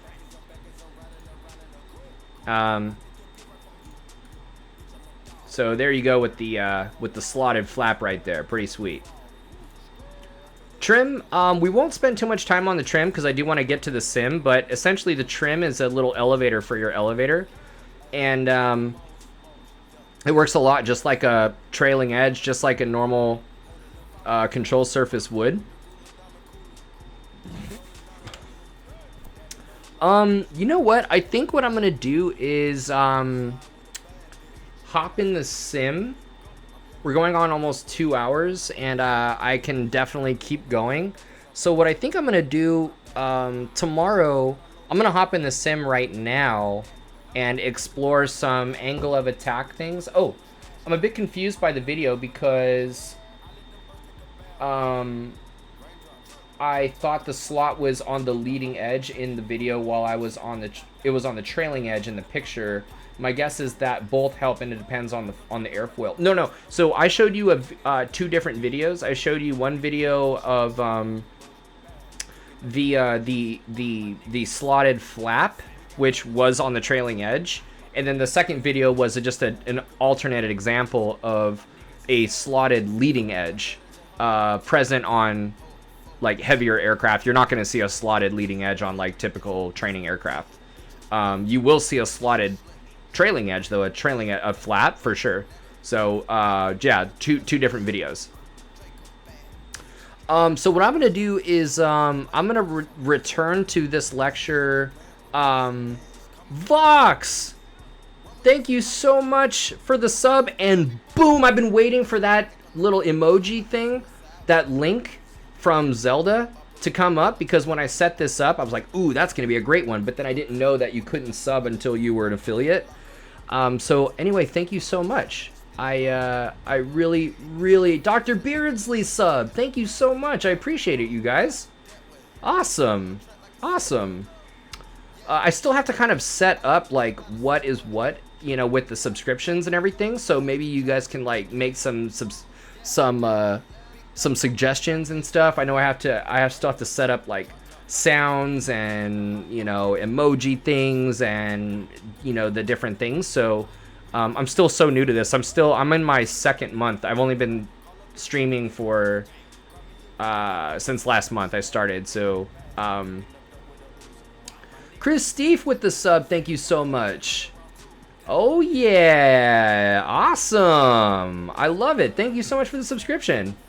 So what I'm going to do tomorrow is Flight Skills Thursday, steep turns, slow flight and stalls at 8 p.m. Dude, let's just open this aerodynamics lecture back up, finish up the 4 forces of flight. And today what we're going to do is we'll have aerodynamics part 1, and then we'll have aerodynamics part 2 tomorrow with the Flight Skills Thursday. That way we get some ground, and then, you know, sim as well.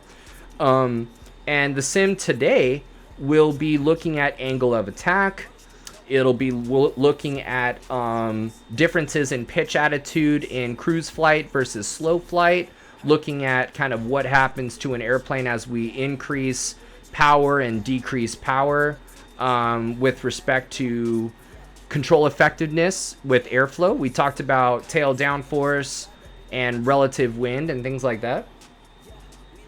And we'll take it from there. That's the exact lesson I'm about to do coming next Monday.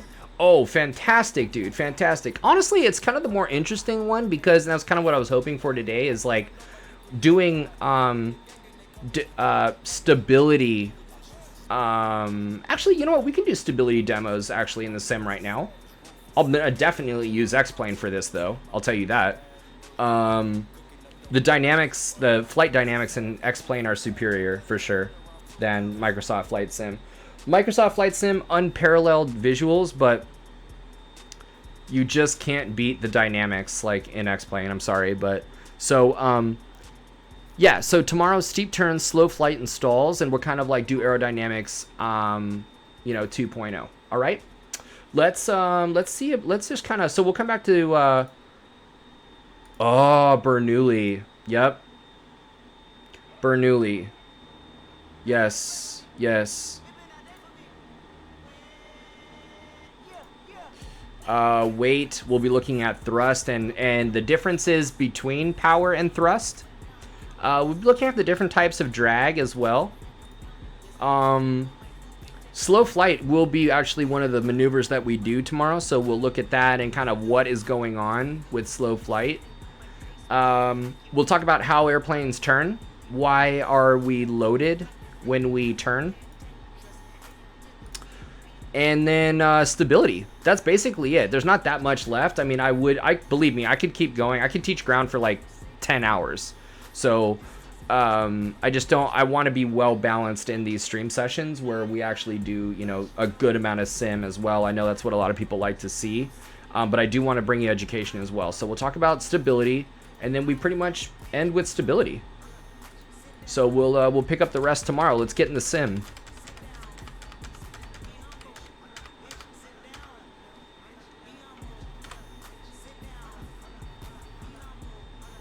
Very cool video. Oh, dude, I'm totally gonna. I want to get this. Anybody use the Sentry for ForeFlight? I want to get that so bad, dude.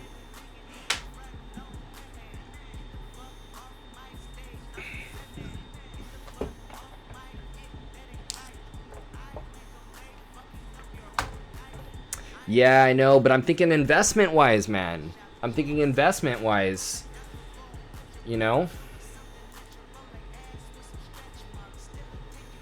Educated. Oh gosh, I love it. Okay, so just 1 second while I set this up. Yeah, it's the thing is for a CFI, like you can't beat that situational awareness,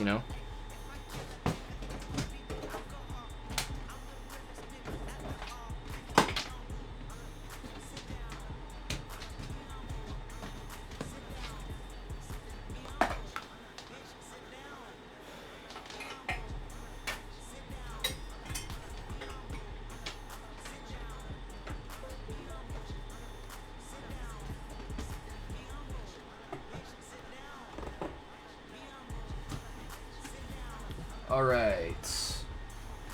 That sensor is cool, but we didn't think it was worth getting since we found another ADS-B receiver for... Oh, no way. I wonder if we're missing out on integration, though. Oh, that sounds pretty cool. It sounds like you kind of have what you need, And it's nothing that it's everything that you need and nothing that you don't. So that's cool.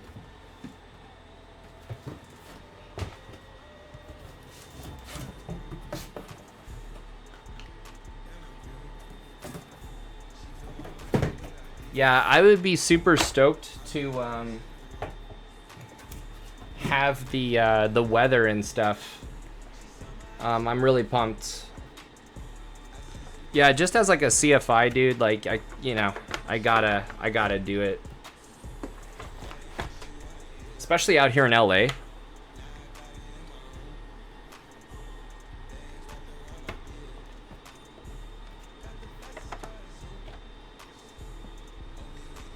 You have so many questions for me, but I don't want to ask while you teach. Oh, dude, you can ask me whatever you want.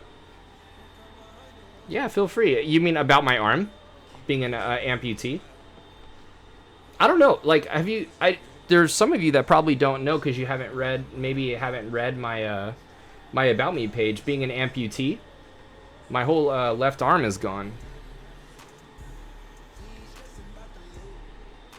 And so that's one of the things that I enjoy about teaching flight instructing is showing students how to do things like what we're doing today in the sim. And utilizing stability of the airplane to get the job done. That's how you do it, especially when you have one hand. You said read some of it looks like a bike. It was an R1. That was painful to let go.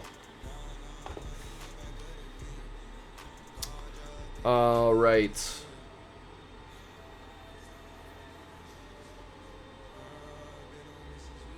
You have one? Dude, such strong support. That is awesome. I don't even know what hype train means. Choo choo, dude. It's just something cool, man. I miss writing. I miss writing it so much. Have a good rest of the stream. Was just stopping by to sub. Vox, I was thinking about you, man, and you know, making the recommendation that I do that. I was like, you know what? I gotta get it done. I don't. What does hype train mean, dude? Thank you, by the way. We'll have a good rest of the stream. Definitely feel free to you know, tune in tomorrow for Flying Skills Thursday, Aerodynamics Part 2. Take it easy, Vox. I appreciate you greatly. All right, let's go to Torrance.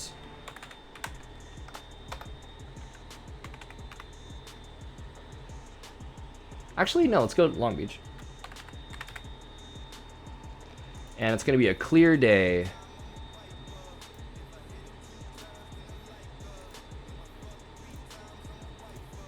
Actually, delete.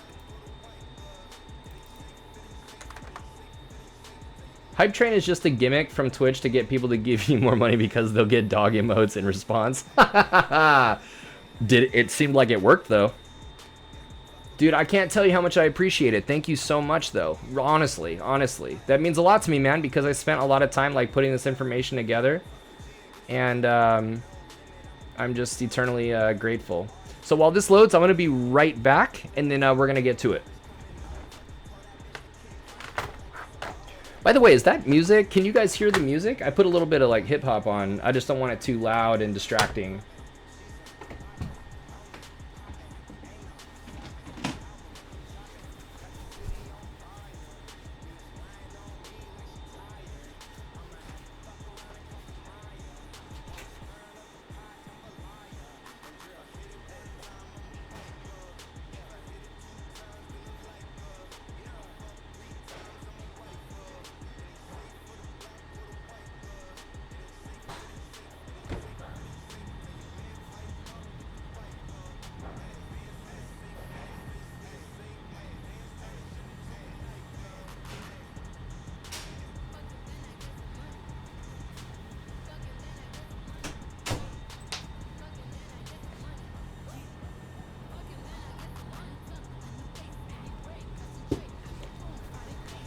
Voodoo Ranger.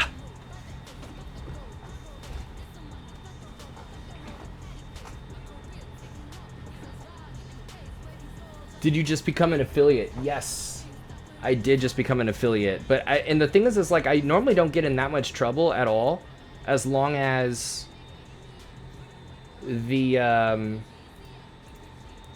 music is like low enough.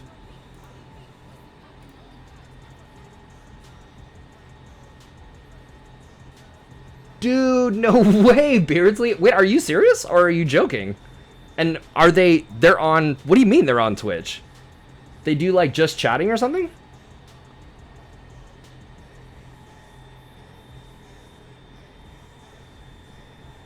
Or are you like being sarcastic somehow? Their brand manager actually got his private pilot cert at 16? Wait, what the fuck? What are you talking about? Are you serious? They do a weekly stream that's podcast about brewing? Bro, that's like one of my favorite beers, dude. Dude, I should like try and do something and actually like, I don't even know what, but that would be awesome. There is also free music you can play too. Dude, are you serious, Chris Steve? No. Okay. So definitely.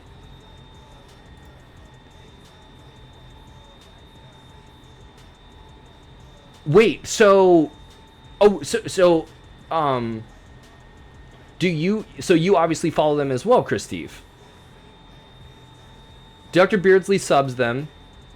And so what, you guys follow them and you like... Wow, dude. I'm like kind of blown away right now. Sorry. Because this beer is super bomb. Super bomb. Yeah, I'm Beardsley's wife. So we found it. Oh, yeah, duh, of course. I was talking about that with my girlfriend today. She was like, that's so cool. Okay, I'm sorry. So let's go ahead and go. So we have full rich. We're trimmed. By the way, I think it's super sick, dude, that you were watching me like as an instrument student. I hope that that holding procedures were able to help yesterday, and I do look forward to IFR Tuesdays. That's my favorite thing to teach for sure. Let's see here. Oh, by the way, I think there was a Airspeed's alive. Old Man Gaming said one of my questions was flying to Cecina. Not really that familiar. ATC tells me to increase my rate of climb by at 74 knots, and I don't know how to do it faster. So, so they asked you for an increased rate of climb, and you're like, look, I don't, you already have maybe full power or something like that. So yeah.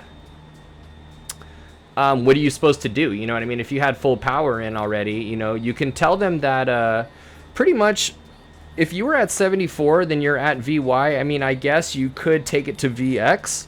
You did have more out of that.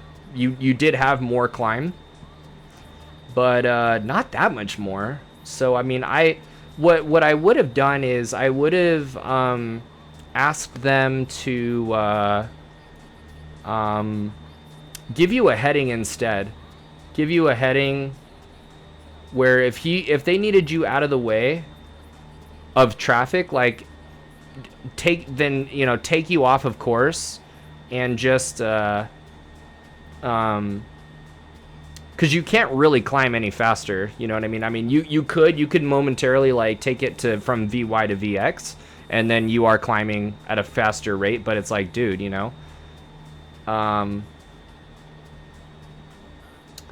So Beardsley, so here's a quick topic I'd give to you. So they do activations with streams where they sponsor them. Basically, if you stream and say you like their beer, they'll give you free beer. Say what? They'll give you free beer. We'll try to put you in touch with the right people to do that. Absolutely, that would be awesome. Oh, dude, old man, it was in Microsoft Flight Sim, dude. You could tell them to go like F themselves, dude. Is it weird having a beer while flying while it's so forbidden in real life? No, dude, it's quite easy, dude. Anything's possible with trim, you know what I'm saying?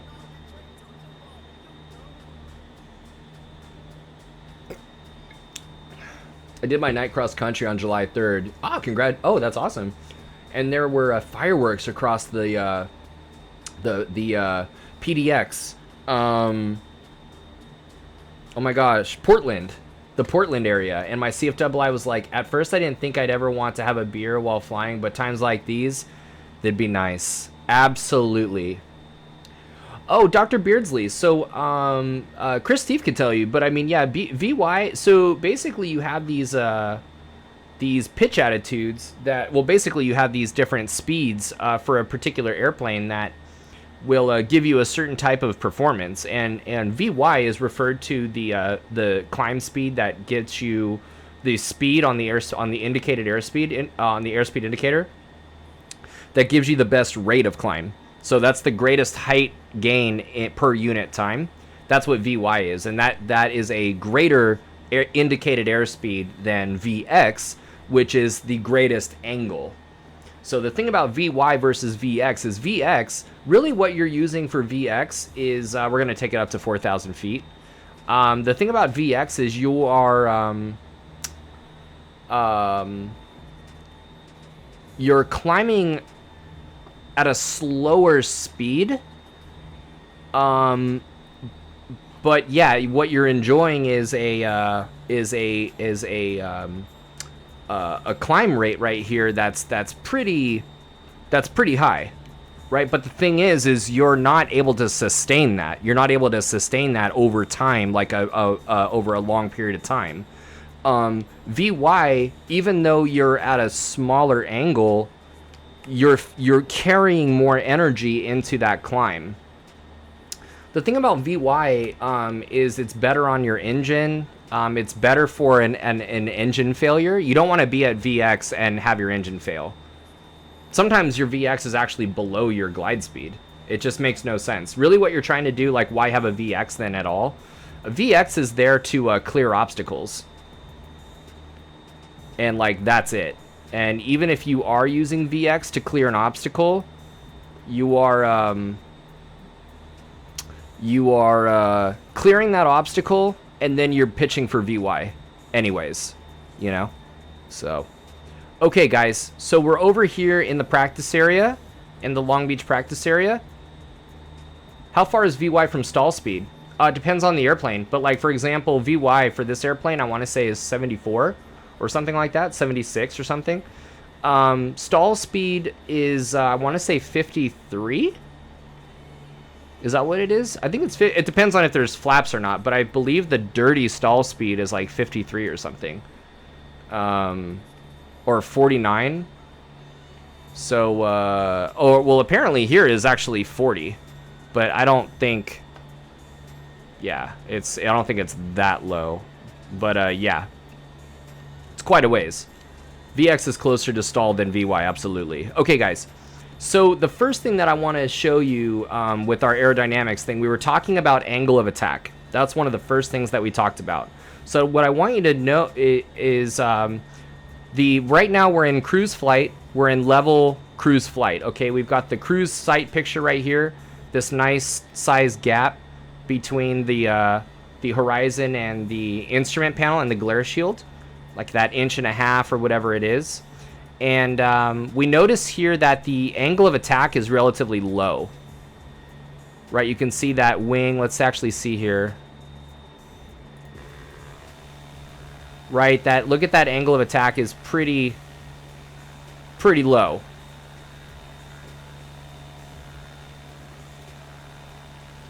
Right? Let's actually see if I can view the flight path. Oh, that's going to be the flight path behind me. That's right.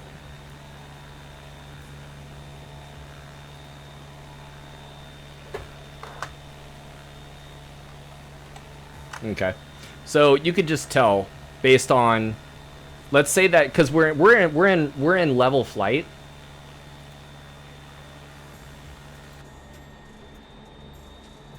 So that angle of attack is relatively low. You could actually see it, like, with respect to the horizon, relatively low.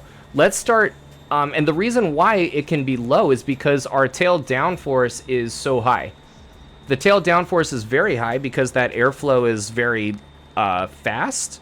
There's a lot of airflow over that tail, and so that tail is pushing down really, really hard. So what we're going to do is we lower that angle of attack to keep driving the airplane level through the air.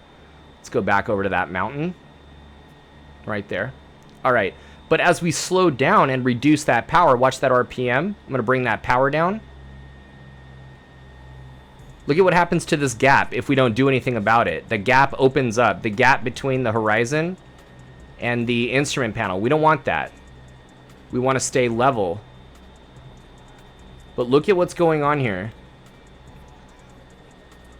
Notice how in level flight that VSI stays 0. But that gap is closing.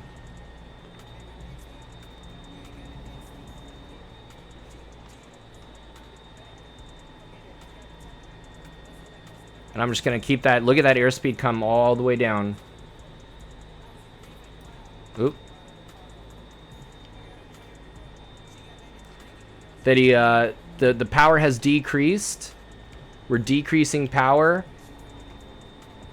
Tail downforce is really not being effective. And now look at our pitch attitude. We're in level flight. Look at the VSI is still 0, but now look how much horizon we see. We see no horizon relative to when we were fast. Why is that? Well, it's because we're sitting here with a higher angle of attack. We're sitting here with a higher angle of attack at this low speed. We're over here doing 50 knots. We were doing 110. We're over here at 50 knots in level flight. Let's take a look at this angle of attack difference. There's the flaps engaged. Right, that angle is greater. That angle is greater. Our flight path is still forward. It's perpendicular to the horizon now because we're in level flight. But that angle of attack right there especially is quite high. There's that chord line right there. There's the leading edge, trailing edge. That straight line right there, that angle is huge. That angle is huge.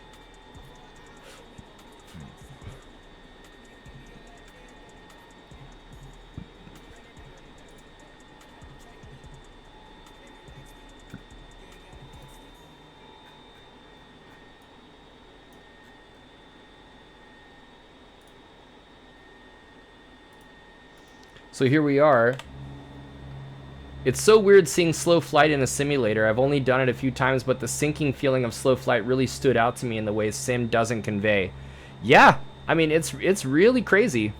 And here's the interesting thing is nose is pointed up due to low speed. Yeah, absolutely low speed. We have the tail down force is very ineffective.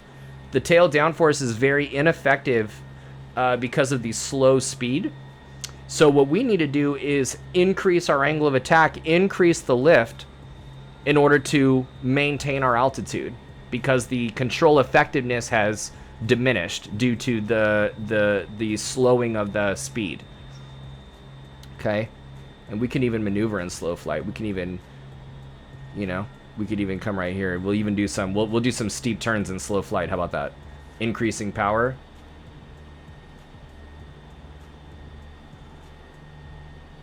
This is like definitely a full power maneuver.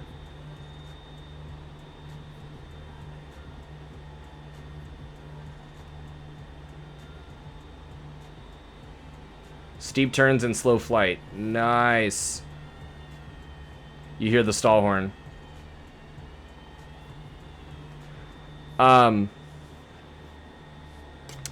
The interesting thing that we're going to see tomorrow in slow flight is that to fly slower, we need more power.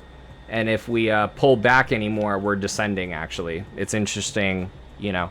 So then we add power to recover from slow flight.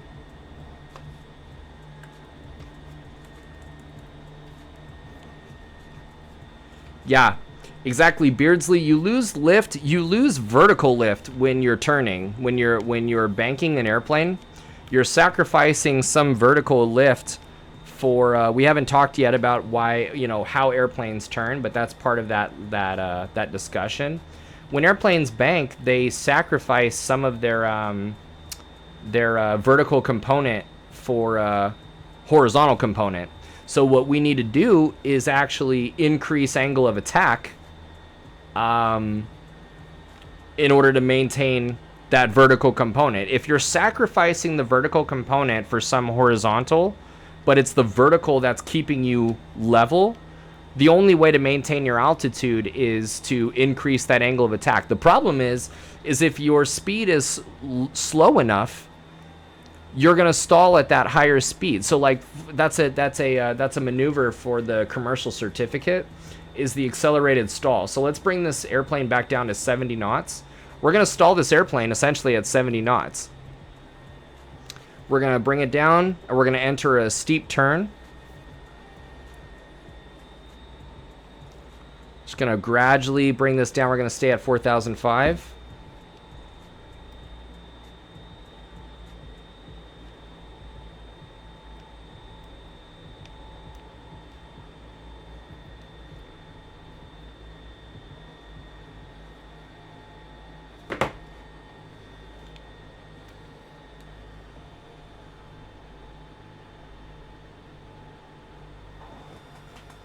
Ooh. Hold on, guys. 1 second. 1 second.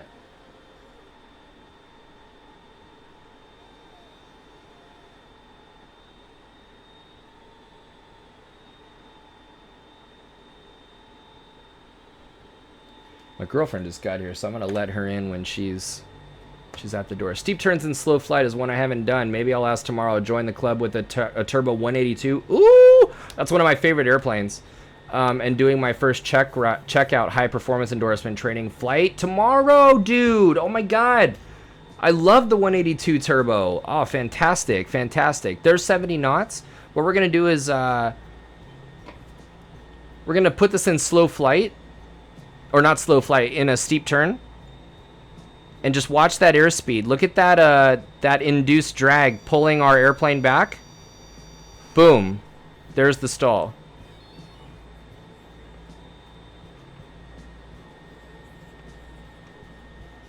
Accelerated stall. Okay, let's walk through. So we looked at the pitch attitude difference between cruise, power, and slow flight. Let's go back down to 4,000 feet. Let's take a look at what happens with control effectiveness with airspeed. And what this is going to be, what this is called, is a stability demo.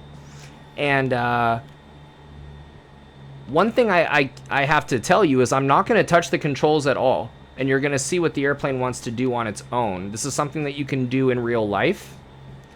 And I'm just going to get back down to 4,000 feet.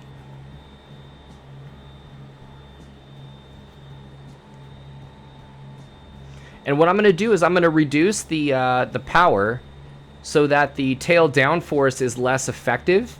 The nose is going to come down. But with the nose coming down, the plane's going to pick up speed, which will increase the airflow over the tail, and the tail downforce will increase and the nose will pick up. Okay, so let's go ahead and reduce power. Right now we're in cruise flight. Let's go ahead and reduce power, and then just see what happens. I am going to keep my feet going, though, to keep the airplane stable. Okay, so there's our descent rate. Is about 1,000 feet a minute. Look at our airspeed indicator. We're picking up speed. As we pick up speed, look at the tail downforce is able to do what it does, and the nose comes up on its own, actually. But as the nose comes up, guess what? We slow down, so the tail downforce becomes less effective. So what happens? The nose comes down. As the nose comes down, the airspeed increases.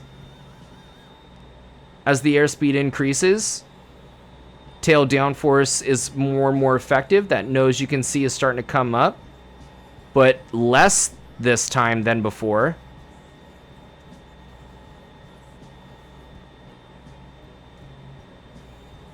By the way, Chris Steef, all the best of luck to you on your first high performance endorsement training tomorrow. You're gonna do great. It's gonna be awesome.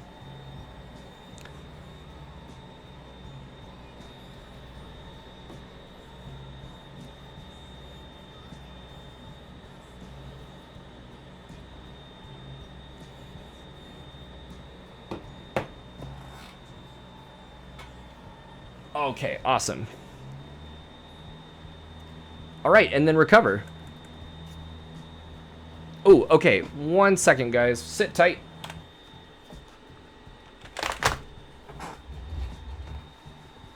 Oh, dude, Chris Steve. Yeah, feel free to get in touch if you want any, if you have any questions, or the 182. I have about 40 hours in the 182 specifically.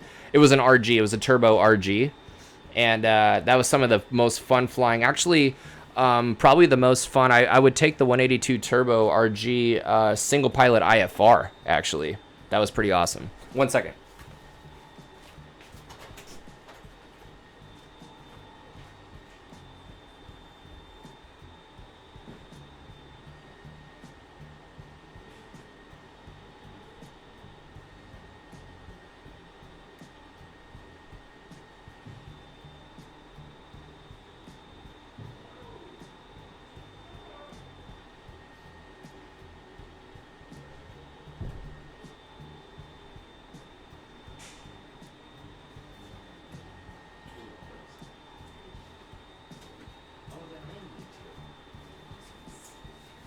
I know, I'm sorry. How about this?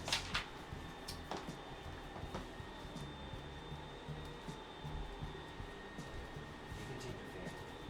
No, because you need it. I did turn on the... No.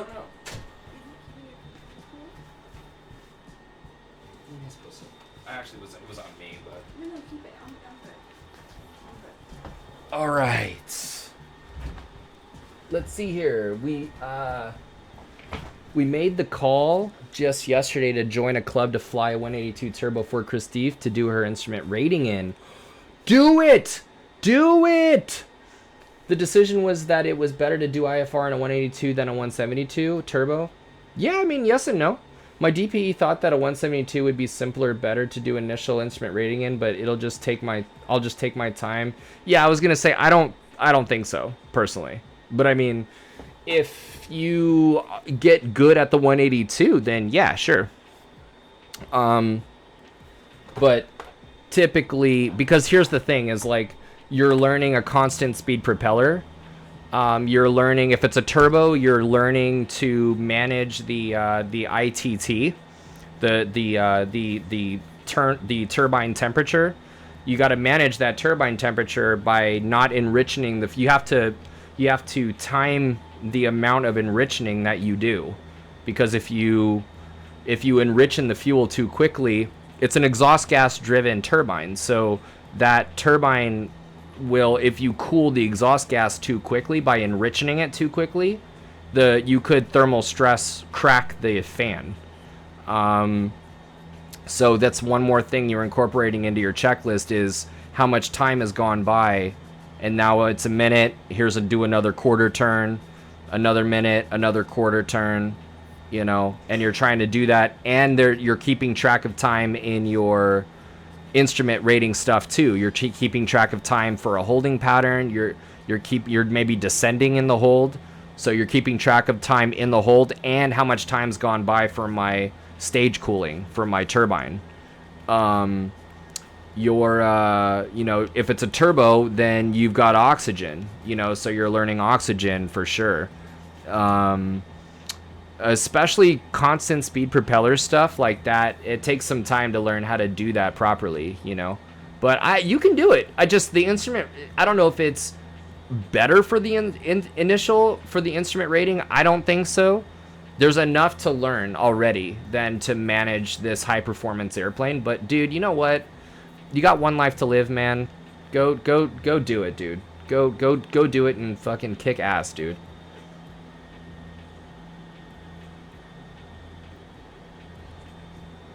That's what I say.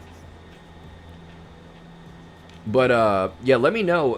It was a balance of having access to a plane for fun VFR flights too. Oh yeah, dude. Okay, so that last thing that we did was a stability demo, longitudinal stability demo, where we reduced power and saw that the nose pitched down as a result of a reduced effectiveness of the tail down, of the tail to produce the tail downforce. The reduced ability to do that resulted in the nose coming down airspeed building, airflow increasing over the surface, allowing the tail to do what it does better. Tail downforce effectiveness increased. The nose came up on its own. The airplane slowed down, and tail downforce effectiveness decreased, right? And so you're oscillating. We will see with stability that oscillation dampens over time in training aircraft, and that's referred to as positive dynamic stability, where that oscillation does come to an end at a certain point and you are now descending. The really what's going on here is for a given airspeed that the airplane is trimmed for. Like here, let's slow down here to trim it for 100 knots. What we can do, and Christophe, this will be very, very important for you as you learn. The first third of your training is, well, you already know. I mean, the first third, if you've already started your instrument training, the first third of the whole training is attitude instrument flying and learning to correct or fly the airplane precisely. It's not approaches, it's not departure procedures, it's not, regulations, it's none of that. It's just flying the airplane. So it's power and pitch and bank relationships to establish something like maybe a 500 foot per minute descent or something like that. Does that imply that most other aircraft don't have positive dynamic stability? No, most do. Most do. But some have like a neutral dynamic stability where you are, where if you disturb the airplane from its original state, it will just stay where you put it regardless. Some do that. What you don't want is a negative dynamic stability. You don't want things to get worse. An example of negative dynamic stability, like here's an example of positive dynamic stability, okay? I'm going to put the airplane in a shallow bank like this, okay? And look at what happens over time. Very, very slowly. My hand is off. The bank is slowly correcting itself, is it not? Very, very slowly.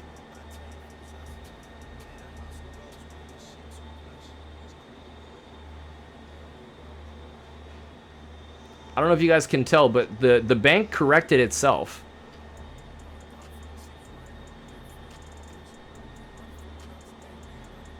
That might have been too far.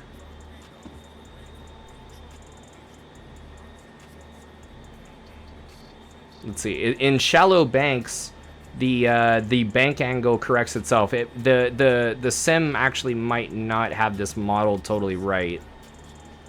It's very, very particular, and in real life you can go do this.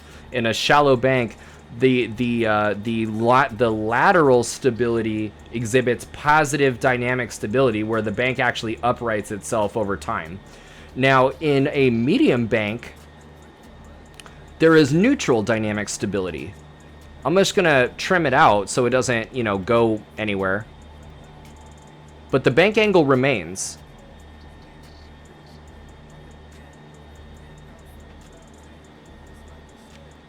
There you go. See that? My hand's off, but the bank angle remains. It doesn't actually model it totally perfectly. But for the most part, the bank doesn't change. That is an example of neutral dynamic stability with a medium bank angle. But a steep bank angle, we have the overbanking tendency. That is a negative dynamic stability effect. Look at this. My hand's off. Look at the bank increasing on its own. See that? We were at 45. Now we're at 6. Now we're at 50. Now we're descending. Things are getting worse on their own. This overbanking tendency has gotten worse and worse. Look at what's happening, by the way, with speed increasing. The nose picked up on its own. Look at this getting worse. It's at 60 degrees now. See that? So, this is an example of things getting worse over time. Negative dynamic stability.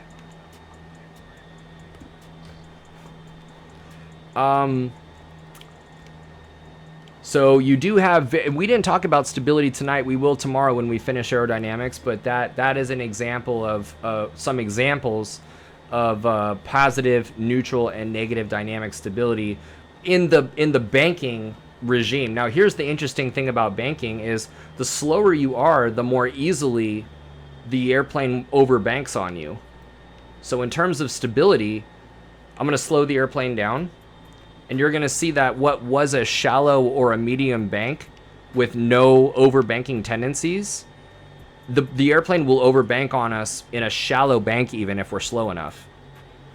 I was just asking Christophe about why some airplanes will return to level with no aileron input and some will stay neutral, and this is now makes sense. It's the engineered design tendencies of the aircraft, absolutely. It has to do with the symmetry of the airfoil, actually. The more symmetrical the airfoil is, the more neutrally stable I believe it is. And it has to do with the angle of attack. Actually, it has to do with the dihedral of the wing. So, like, the wing, you know, the wing is not straight. It's got, like, it's cambered up like that. Or not cambered up, but it's what do you call it? Let me show you here. Let's go in. Actually, we don't need to be in level flight. I'll show you what I mean by dihedral. If you'll notice, the wings, they kind of like are up at an angle. You see how out here they kind of come up a little bit. I'm being dramatic, but like they kind of, is it cantered? I forget what the term is, but they're not totally straight. Like they kind of come up a little bit. Very, very apparent when you look at a low wing aircraft. They're very pronounced. The dihedral is very pronounced. Dihedral wings, this very slight upward angle that the wings have, the slight V-shaped, is what causes that lateral lateral stability that we're talking about with regard to banking specifically. Like the question is why is it that the wings in a shallow bank at normal speeds upright themselves? It's because of the dihedral that the lower wing has a higher angle of attack than the upper wing. And because the lower wing has the higher angle of attack, there's more lift on it, and it raises on its own. It's a design feature. It's a design feature of the aircraft, of the wings, to exhibit longitudinal stability. Back when we were doing, I forget if you were doing our landings with us, when we were at, where were we? We were at one of the other guys' home airport, and we had like 30 knot crosswind that landings that we were trying to do, and I was showing them directional stability and the tendency for the airplane to yaw into the wind. So, you know, there are different types of design features on the airplane that make it behave in certain ways. But yeah, dihedral is one of those things, and you can see that dihedral right here. Okay. Oh yeah, I was gonna demonstrate the overbanking tendency. Here we are at 60 knots, right?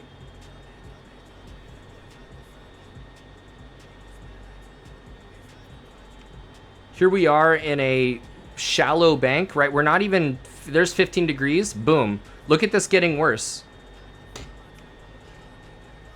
Oh my God, continuum rating with a party of 60? Dude, raid! Oh my God, and of course, I hope I don't scare off people because they're like, oh my God, we just raided this guy and he's over here overbanking. Continuum, sup again, dude? Don't drop the left wing now. Okay, your boy QB.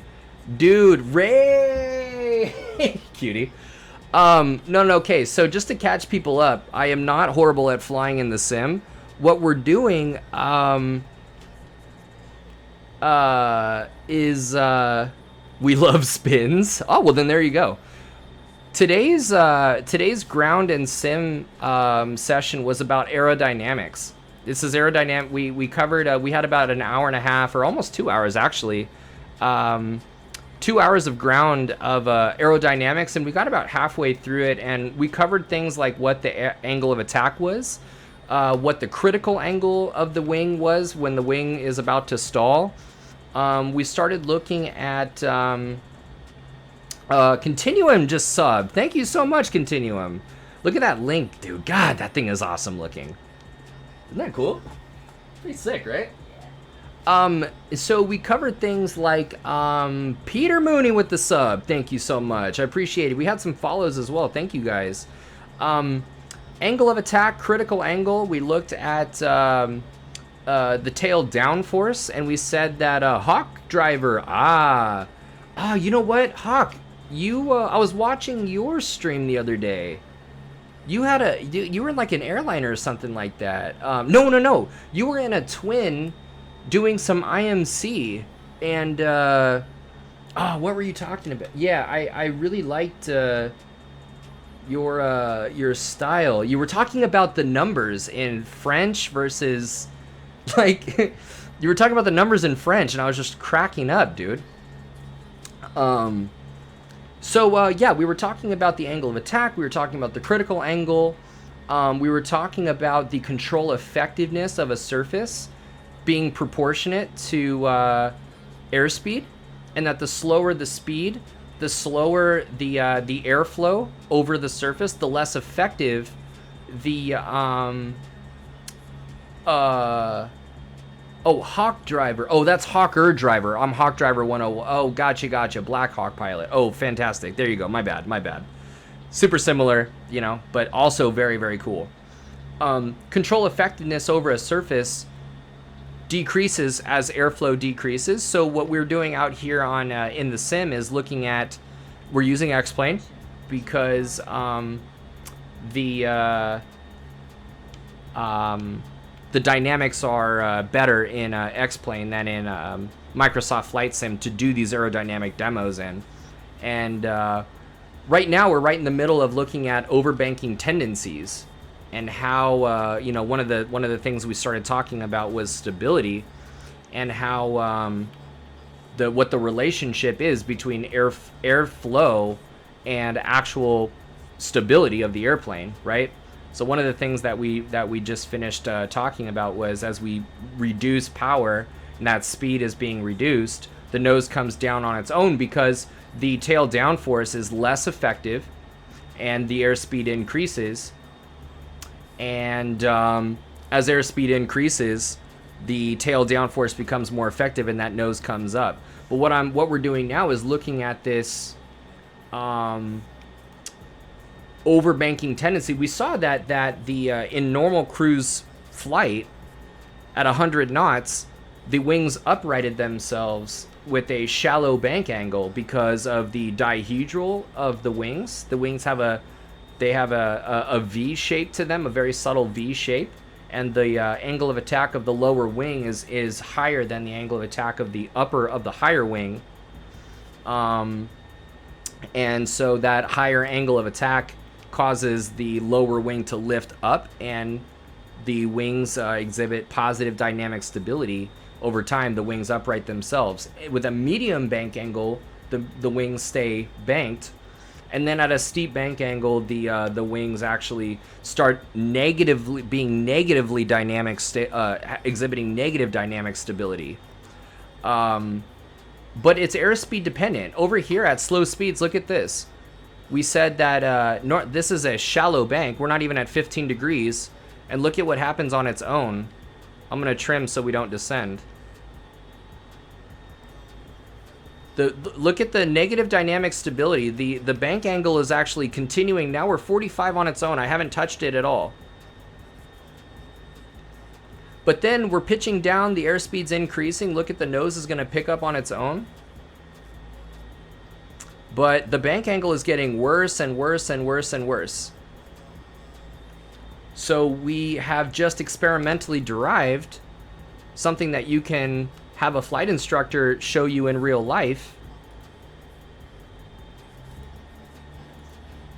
that overbanking tendency, the bank angle that will give you negative dynamic stability where the overbanking tendencies really kick in, that's airspeed dependent. That absolutely is a real thing in real life that I just showed you here in the sim. All right. One of the other things we were doing is we looked at the differences in angle of attack in slow flight versus in regular flight. I want to say I can actually view flight path. I want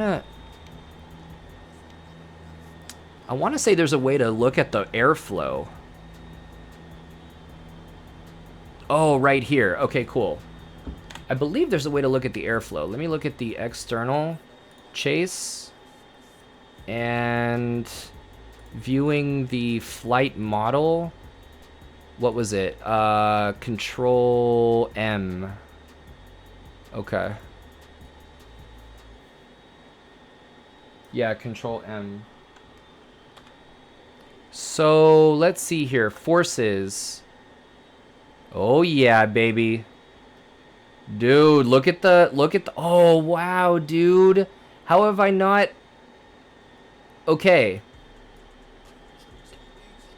This is great. This is great. Control M. What else do we have? Forces. We have forces in pounds. Wind.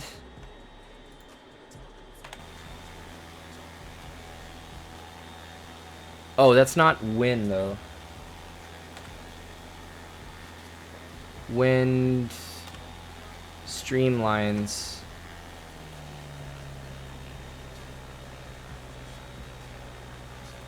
Let's do internal default. What I want to do is I want to put the flaps in. I want to see the airflow around the control surfaces as we go in slow flight. So I'm going to go flaps 1, flaps 2. This is also shows up why it pulls to the left in the climb. You see the left vectors go up a bit on the right of the prop and down on the left, seen from behind. Yeah, your boy QB, you're talking about P factor. And I love it. So let's go ahead and get in slow flight, in level flight. And pause that here. Go outside.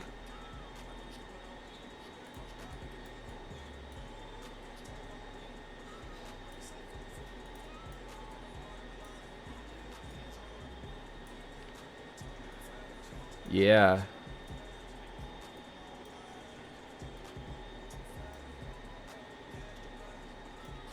Interesting. Okay. Let's see. We definitely have some angling down.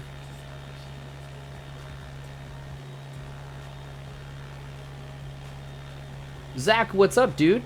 We're just looking at some aerodynamics. We're in the sim continuing aerodynamics ground.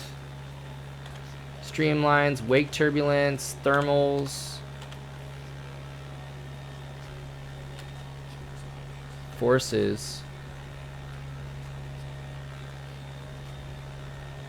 Yeah, okay, interesting. Right, you see how those flaps, look at that. Okay, that's pretty awesome. Okay. See these, okay, let me just describe, because I've never seen this before, but I'm going to describe what's going on here. Sim Caesar with the subscription, no way, thank you so much, sir. My hope is to get better at streaming so that I can deliver that information as you deliver it. I love the way that you deliver it. That is pretty awesome. Yeah, you finally got affiliate, let's go! Exactly. Now, today's all about aerodynamics, and what I want to do is... like we said, looking at the Valiant with the subscription, thank you so much. Control effectiveness is proportionate to the amount of air that we can pass over this control surface. How can we make more airflow flow over this control surface? Let's increase power and see what happens. Sid Longbones, excellent. Iowa just for the subscription. Thank you so much. I can't tell you how much I appreciate it. These green lines are vectors. We looked at what vectors are. We talked about what vectors are as pictorial representations of a force. Vectors have direction and length. Thank you so much for the follow, Sid. So increasing, that's what these lines are. These lines are actually, the length of these lines are representative of the force applied, right? This is the force of lift. Now this, we know, look at the length of these lift vectors compared to the length of the lift at the wingtips. Why is it that these lift vectors are the greatest inboard compared to out there at the wingtip? We know the reason why. We know the reason why is because the inboard portion of the wing is always producing more lift than the outboard portion. How is that possible? Because that angle of incidence. The angle of incidence is the greatest at the wing root. And so the inboard portion of the wing is always producing the more lift. Now, how can we make these lift vectors elongate? You can see we're going down, not a lot of lift going on. Let's increase power.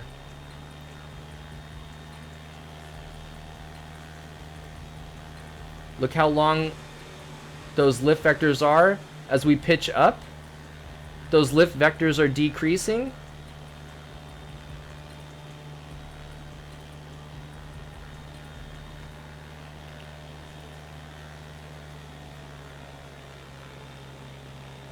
Also, we're left turning tendencies, right? I just lowered the flaps, and so we are we're descending now. We're picking up speed. We're producing more lift. Now, why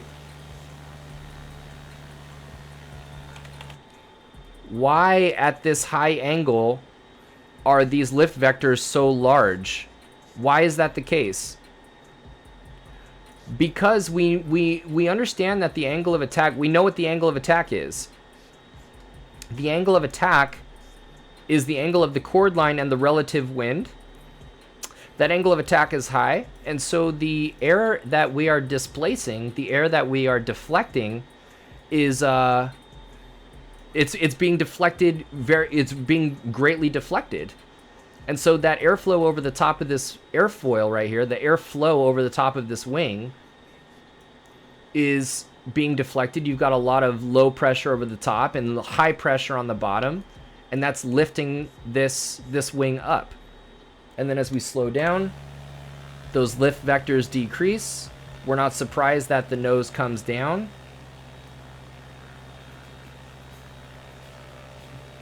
And as we pick up speed, the lift vectors increase. We'll definitely be using this as...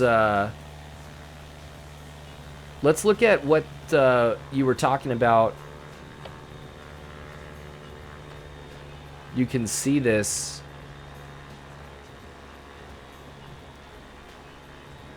Hold on. Let's pick up some speed.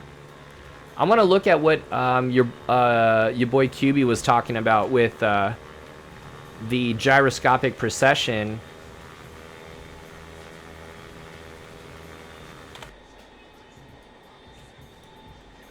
Definitely asymmetry. Definitely asymmetry in the amount of thrust being produced. That's really interesting. Interesting. Okay, cool. Okay. Let's take a look at what flaps was one thing that we talked about. Let me actually go back in the cockpit and get this airplane under control. Because right now it's like, never flown a 172 in real life. The A32 Vixen needs both hands on the yoke due to the sensitivity. I don't know, man. I've flown some, I don't know the A32 Vixen, but I've definitely flown some high performance airplanes in real life. And pretty much anything trimmed out is agreeable in my experience, but maybe you're right. I'm gonna trim this out in at 80 knots, and then apply the flaps, and we're gonna see how the flaps affect the lift vectors.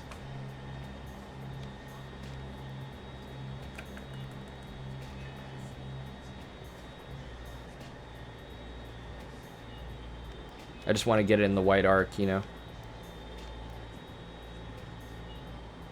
Very good. All right, sweet.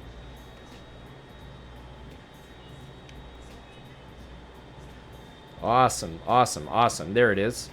All right, let's go back outside, take a look at how flaps are going to affect the lift that we are producing. There's those lift vectors.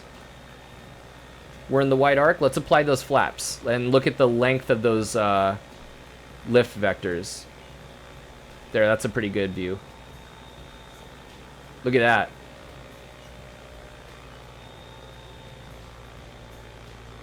Right, but then the airspeed goes down. Oop, but let's apply another notch of flaps. All right. And then we'll go back in the cockpit. We'll put it in slow flight. And we'll look and see. We'll see where the lift vectors, how the lift vectors look in slow flight.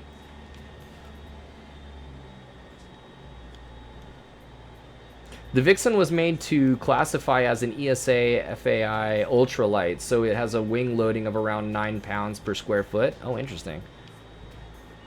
Ultralight, huh? Okay.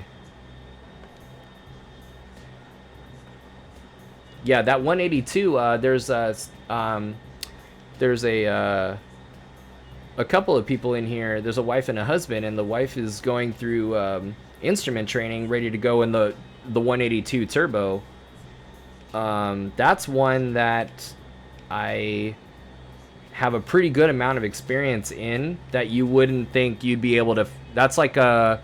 That's close to the max gross on a 182 is a 31, at least on the one that I was flying. There are different models, but the one that I was flying max gross was 3,100 pounds.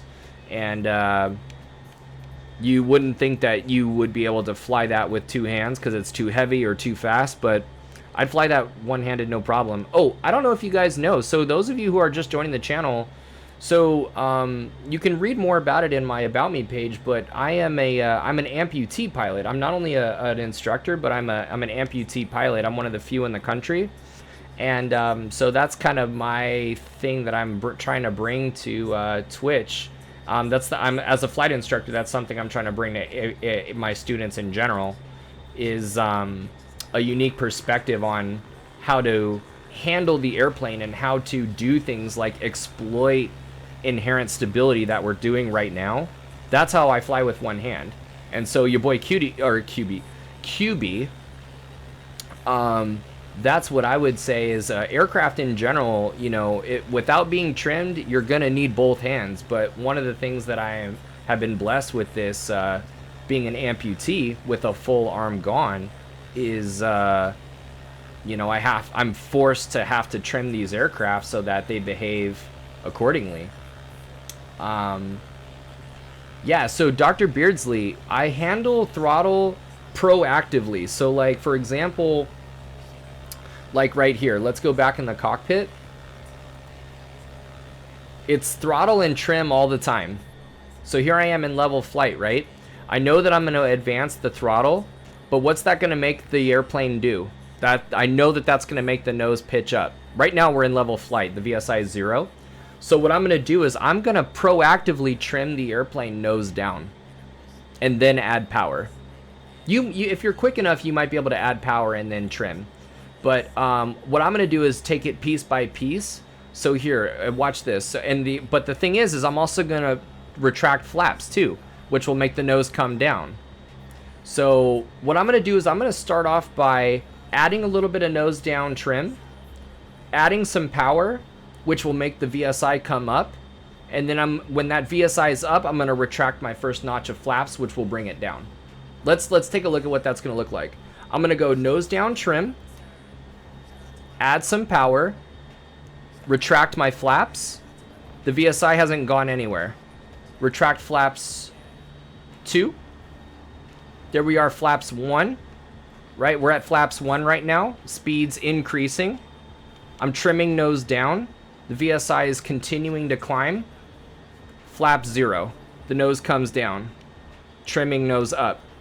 And I'm just kind of trimming with the airplane. And now, pause. Now we are in a state where we are full power. The airspeed is increasing. We understand that as control effectiveness becomes more and more, right? As control effectiveness increases, we know that that nose is going to come up. So all I'm doing is slowly trimming continuously nose down.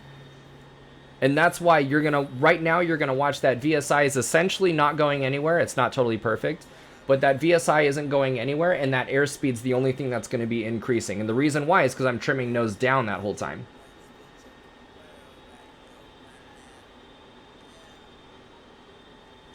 And in the airplane, you're slowly just trimming that wheel up. You're not like, whoa, whoa, whoa. You're not swiping it like crazy. Right, here we go.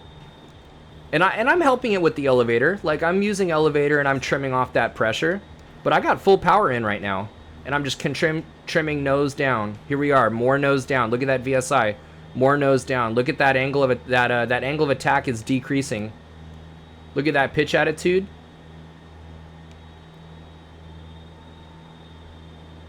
Speed is super high. I'm still trimming nose down. And now you're just fine-tuning it for level flight at this power setting. And there you go. Right, one-handed. And then you're just fine-tuning it at that point. And you know what the trick is to one-armed flying, one-handed flying? First of all of us as pilots should be striving to fly hands-off. All of us should be setting a high standard for ourselves and striving to be better at power and trim relationships that allow us to fly like this. You know, with a good scan, we have a good sight picture outside. We can maintain this medium bank because we're maintaining the sight picture with the horizon right there on that instrument panel. We're not fixating on the attitude indicator. We're focusing on the sight picture right there, and keeping it right there, right? And trimming, and then we're gonna scan our instruments inside. So that's really what it is having a good sight. The trick is having a good sight picture, but also understanding cause and effect. Because if I let's look at cause and effect, right, from a one-handed pilot standpoint.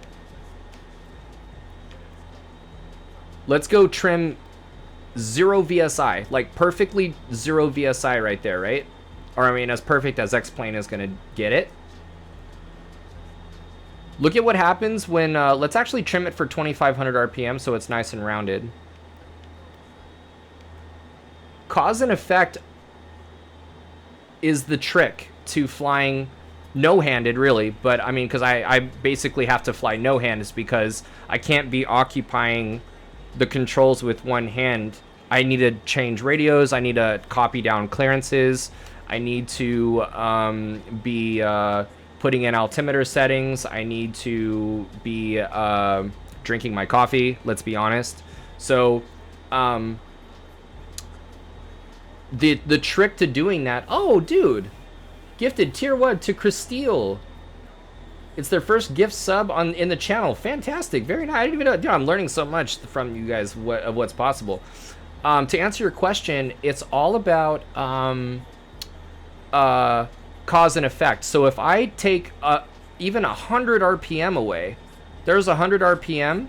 I need to understand that VSI, now look at that VSI. It's very subtle, but that's 400 now. 500 feet per minute, 400 feet per minute descent. I need to notice that that gap has opened. The sight picture is not a level cruise sight picture.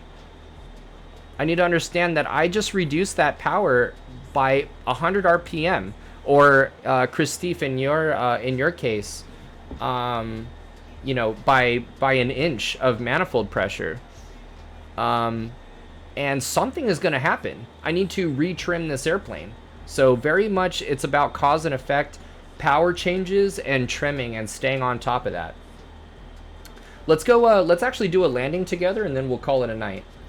And then this is where it'll come into play. You'll see the dynamics coming into play in the in the pattern. In the pattern, it's real deal, because you're dramatically reconfiguring the airplane from a high energy state to a lower energy state. Sorry, Christophe, you said let's see here. Positive role model. Thank you, Beardsley. If you're talking about one-handed flying, I'm very curious how you manage throttle with only one arm. Very good. That's how we just answered that. Do you prefer left or right seat, or are you just experienced enough I can do either? I am now experienced enough where I can do either. It wasn't always that way. And see, the thing is I actually spent a lot of my early hours of flight instruction teaching an aircraft with stick aircraft. And that was really sweet, because if I really needed to save a landing, like a student was like gonna bounce a landing, or if a student like leveled off in ground effect early, then I could hold the stick with my knees and engage the power with my hand. You know, I could reach across and increase the power and hold crosswind correction in with my legs or whatever. But now I'm doing flight instruction in yoke aircraft, like Cessnas. There's no time for that. There's no time. I can't be that far behind the student. I need to know, based on what the speed is, if you're on approach, and is this approach erratic, I need to know what the signs are. Frankly, I need to know what the signs are based on downwind. Like all downwind and base, if they're not hitting their targets, if they're supposed to be 80 knots and descending on downwind, and they are 70 knots and they're high, they're all jacked up. You know what I mean? They're gonna probably reduce power because they're high, but then they're gonna be slow, so they're gonna pitch down and increase power. It's gonna be all a mess, you know. And guarantee you, and I'm watching their hand, and I guarantee you, it's not, the airplane isn't trimmed. You know what we're gonna do? We're actually gonna land at Long Beach. So it very much, when I'm instructing when I'm in the right seat and I'm in an aircraft with a yoke, it is very much about feeling the energy of the airplane and staying ahead of the student way more than normally than you typically would, because they're, you know, now here's the other thing, is I am very careful about how I train students to land. From the introduction flight, I am training them to land.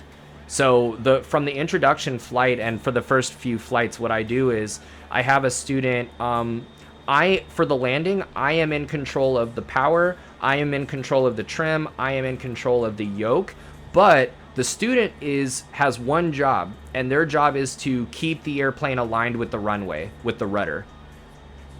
So that, from the onset, teaches the discipline with the feet, and that is the central task for the student for quite some time. Because if a student is going to be side-loaded or all weird on an approach, guarantee you they forgot to use their feet, because you don't really use your feet that much in flight. I mean, you use it in turns or whatever, but generally speaking, our airspeed is so high that we don't actively think about our feet. Whereas in the landing configuration, in the pattern especially, but particularly based to final and on final, the airspeed is so low, there is no control. There's hardly any control effectiveness in these surfaces. I'm going to land over here. This Long Beach is over here. I'm going to go on runway 26 left. This is all downtown Long Beach down here.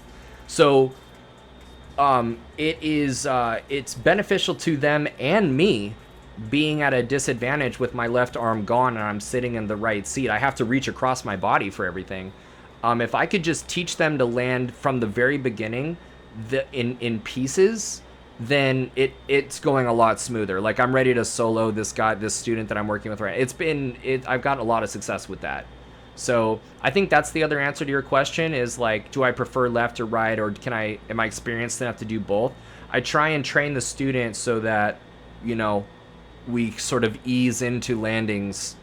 We do a lot of trimming exercises early on, all different kinds of trimming exercises. So that way, since their default is to trim the airplane, if I do need to take over, I'm not taking over an airplane that's not trimmed, because that sucks, dude. That sucks when I have to take an airplane, save a bounce landing, you know, and go around with an airplane that's not trimmed, because you need to choose with your one hand, like, do you go for the yoke or do you go for the power? And it sucks to make that choice with an airplane that isn't trimmed. You know what I'm saying? Lot of experience, but you have to remember, I started flying. I did my private pilot with a prosthetic arm, but after my private pilot, I started weaning myself off of the arm immediately. I haven't tried, and I've tried by chair flying, and you actually can. You would be surprised. You actually are pretty effective with the knees, but the thing is like, you're not holding in any meaningful crosswind correction. It's just not a situation that you want to be in. I don't want to bump it in the wrong way. It's not stable, you know? I would rather be more in touch with the energy of the airplane. That's our runway right there. I'd rather be better in touch with the energy of the airplane. So now it's all good. All right, so flaps 1, we're abeam our touchdown point.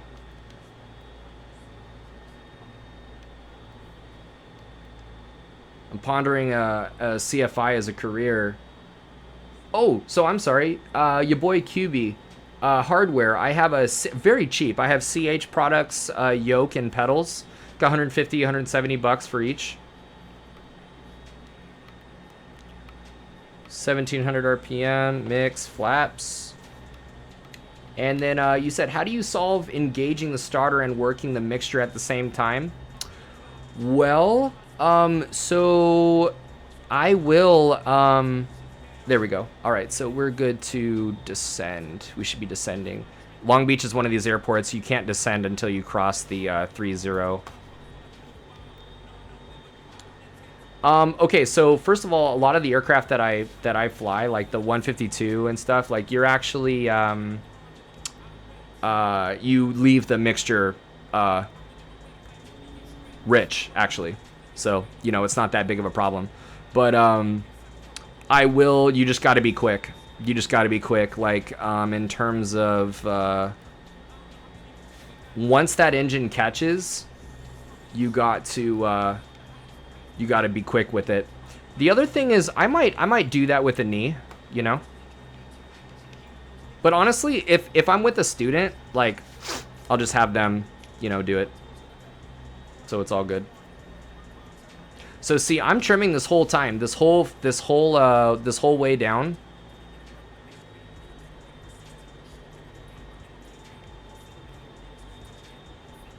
I'm trimming. I'm totally hands off right now. Stable at 65 knots. Coming around to that 2.6 left right there. But see, I'm reducing power. I know that's going to make the nose go down, so I'm trimming nose up. Still relatively hands off. Now see, this pitch attitude is what I want, but look at my speed is trending lower, so I'm going to add some power. But that's going to make the nose come up, so I need a little bit of nose down trim. Right? We're lined up real nice with the rudder keeping us aligned with the center line of the runway. 65 knots looks good. A little bit high. Picking up some speed, so I'm going to reduce the power. We're 65 knots. We're about to level off here, so I'm going to add some power with a little bit of nose up trim. There's the runway shape that we're looking for, by the way. Right, there's that trapezoidal shape that we're looking for. A broad base, sides that are pitched in, and a short little far end right there. We're going to get nice and low into ground effect and level off. We're going to get really low into ground effect with power idle. Here it comes. There's the runway expanding, power idle, leveling off in ground effect. We're being patient. Sinking, back pressure.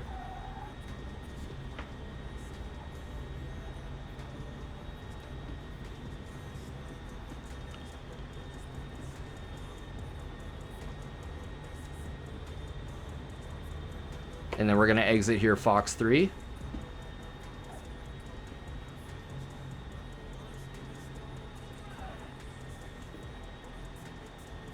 Well, tomorrow when we do aerodynamics part 2 with steep turns, slow flight, and stalls, we'll at 8 p.m. Pacific, we'll come back to Long Beach. We'll do some maybe landing technique as well. Put the brakes on. So that's that. I do want to. That's it for tonight. But I do want to address.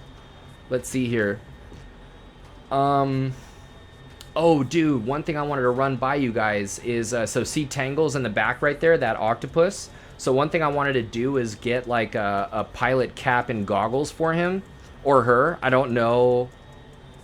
Are octopuses dudes and chicks? Like, are they the same? There gotta be guys and girl octopuses, dude. But anyway, point is whether it's a guy or girl, I have no idea. Not a biologist. All I know is that it's cute. And I'm gonna get a pilot cap for it, a leather cap with goggles. And I was thinking about getting like a little stand and having Tangles like right here. If you guys are down with that, tell me what you think. So Chris Steve says that's very interesting technique, teaching technique. I'm pondering CFI as a career, so always interesting to hear different methods. But for now, I still feel like I know virtually nothing. That's the first step to being a CFI, is humility. So you're off to a great start. If that's your view, they, them is always safe. Absolutely. Absolutely, you're right. And I support that. And either way, either way, I love Tangles. They, them. Absolutely. Yeah, Chris Steve, the first step is humility. So already by admitting that and being, feeling like, there's so much left to learn, you're ahead of many, in terms of wisdom, you're ahead of many instructors that are current instructors. So you can absolutely do it. I would encourage you, absolutely. And let me know. I'm sure your current instructor will train you well, but if you ever want to, I've trained many CFIs as well, and CFIIs. So let me know if I can help with any part of your path as well. And same with you, Beardsley. Like we could, do tutoring, or I do private tutoring over Zoom as well. So if you want tutoring, like get in touch with me. We can talk about rates and stuff like that, hourly rates. Definitely it's going to be better than the CFIs at your flight school. So let me know, and we can, anybody in here, my tutoring service is is open. We do it through Zoom, and yeah. Valiant, I would love to have you as a in real life flight instructor. Thank you so much, dude. I really appreciate that. I really appreciate that. Any thoughts on touch and goes with the issue of fighting nose up trim? I've done plenty, but my DPE doesn't like them. The DPE doesn't like them because of obvious reasons that I'm sure you already know. It rushes the process, and if there is a very abrupt change in energy of the airplane. The energy is building. So when you gas it and you go full power and you're now in transitioning back into flying mode, there's an abrupt need for right rudder. You got to be careful about the flaps and not retracting them all the way.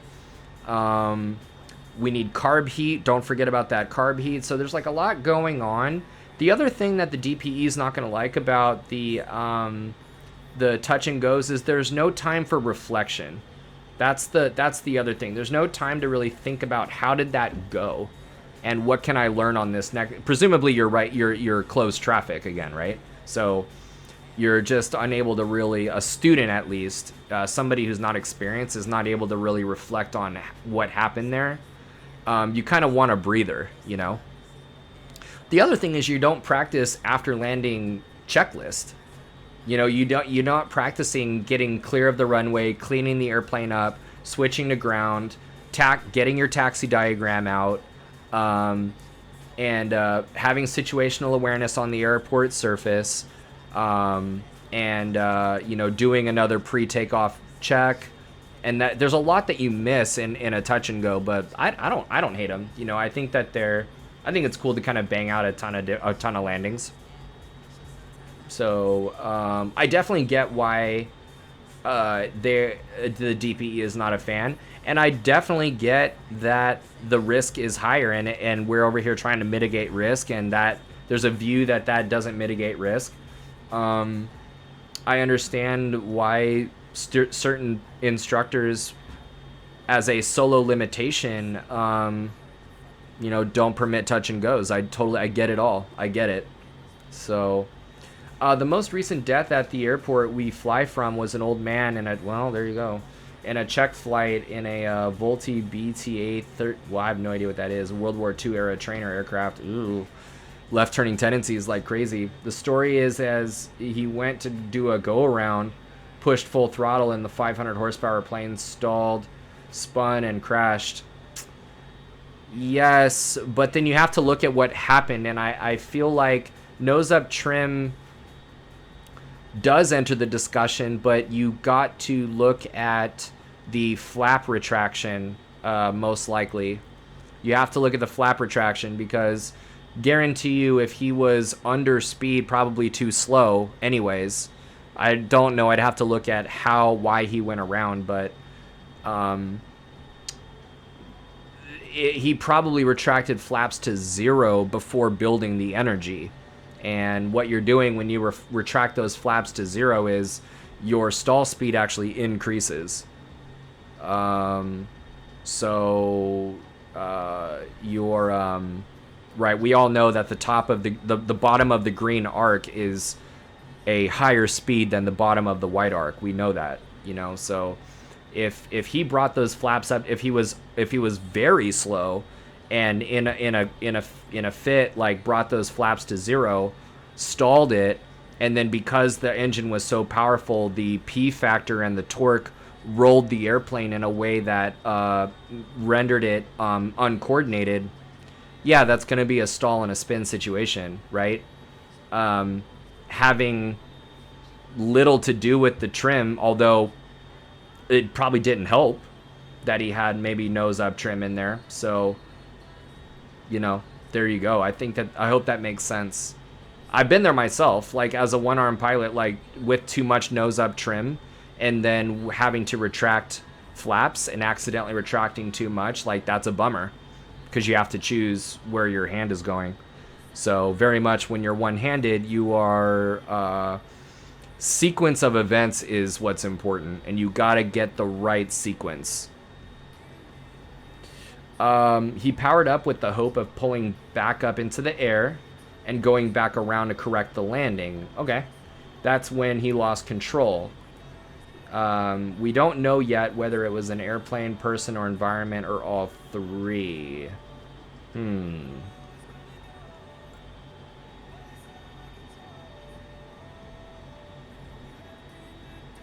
Yeah, that's a tough one. I'd have to look at, like, ADS-B data. It's probably person.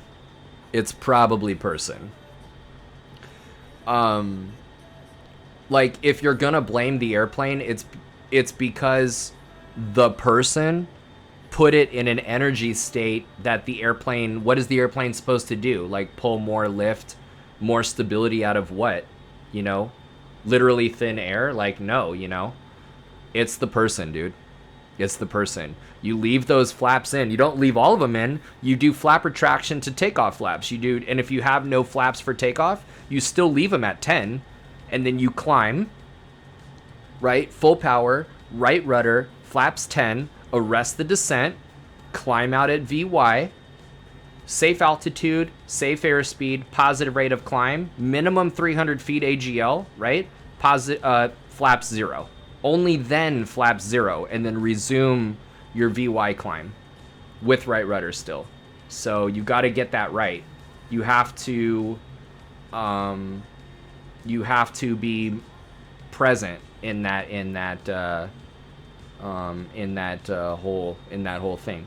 So anyways, you guys, thank you again for a phenomenal ground school and sim session. Again, I can't tell you how much I appreciate the support, the engagement, really the effort, because without you guys coming in here and being willing to try and to listen and to engage, you know, this channel is really nothing. I can bring all the material that I have that I want to something, and if I'm here to you know, talking to people that don't, you know, really want to be educated, and they just, you know, then it doesn't go anywhere. So without you, it's not possible. So I just thank you again for the subs, thank you for the follows, thank you for the engagement. I can't tell you how much I appreciate it. I can't tell you enough.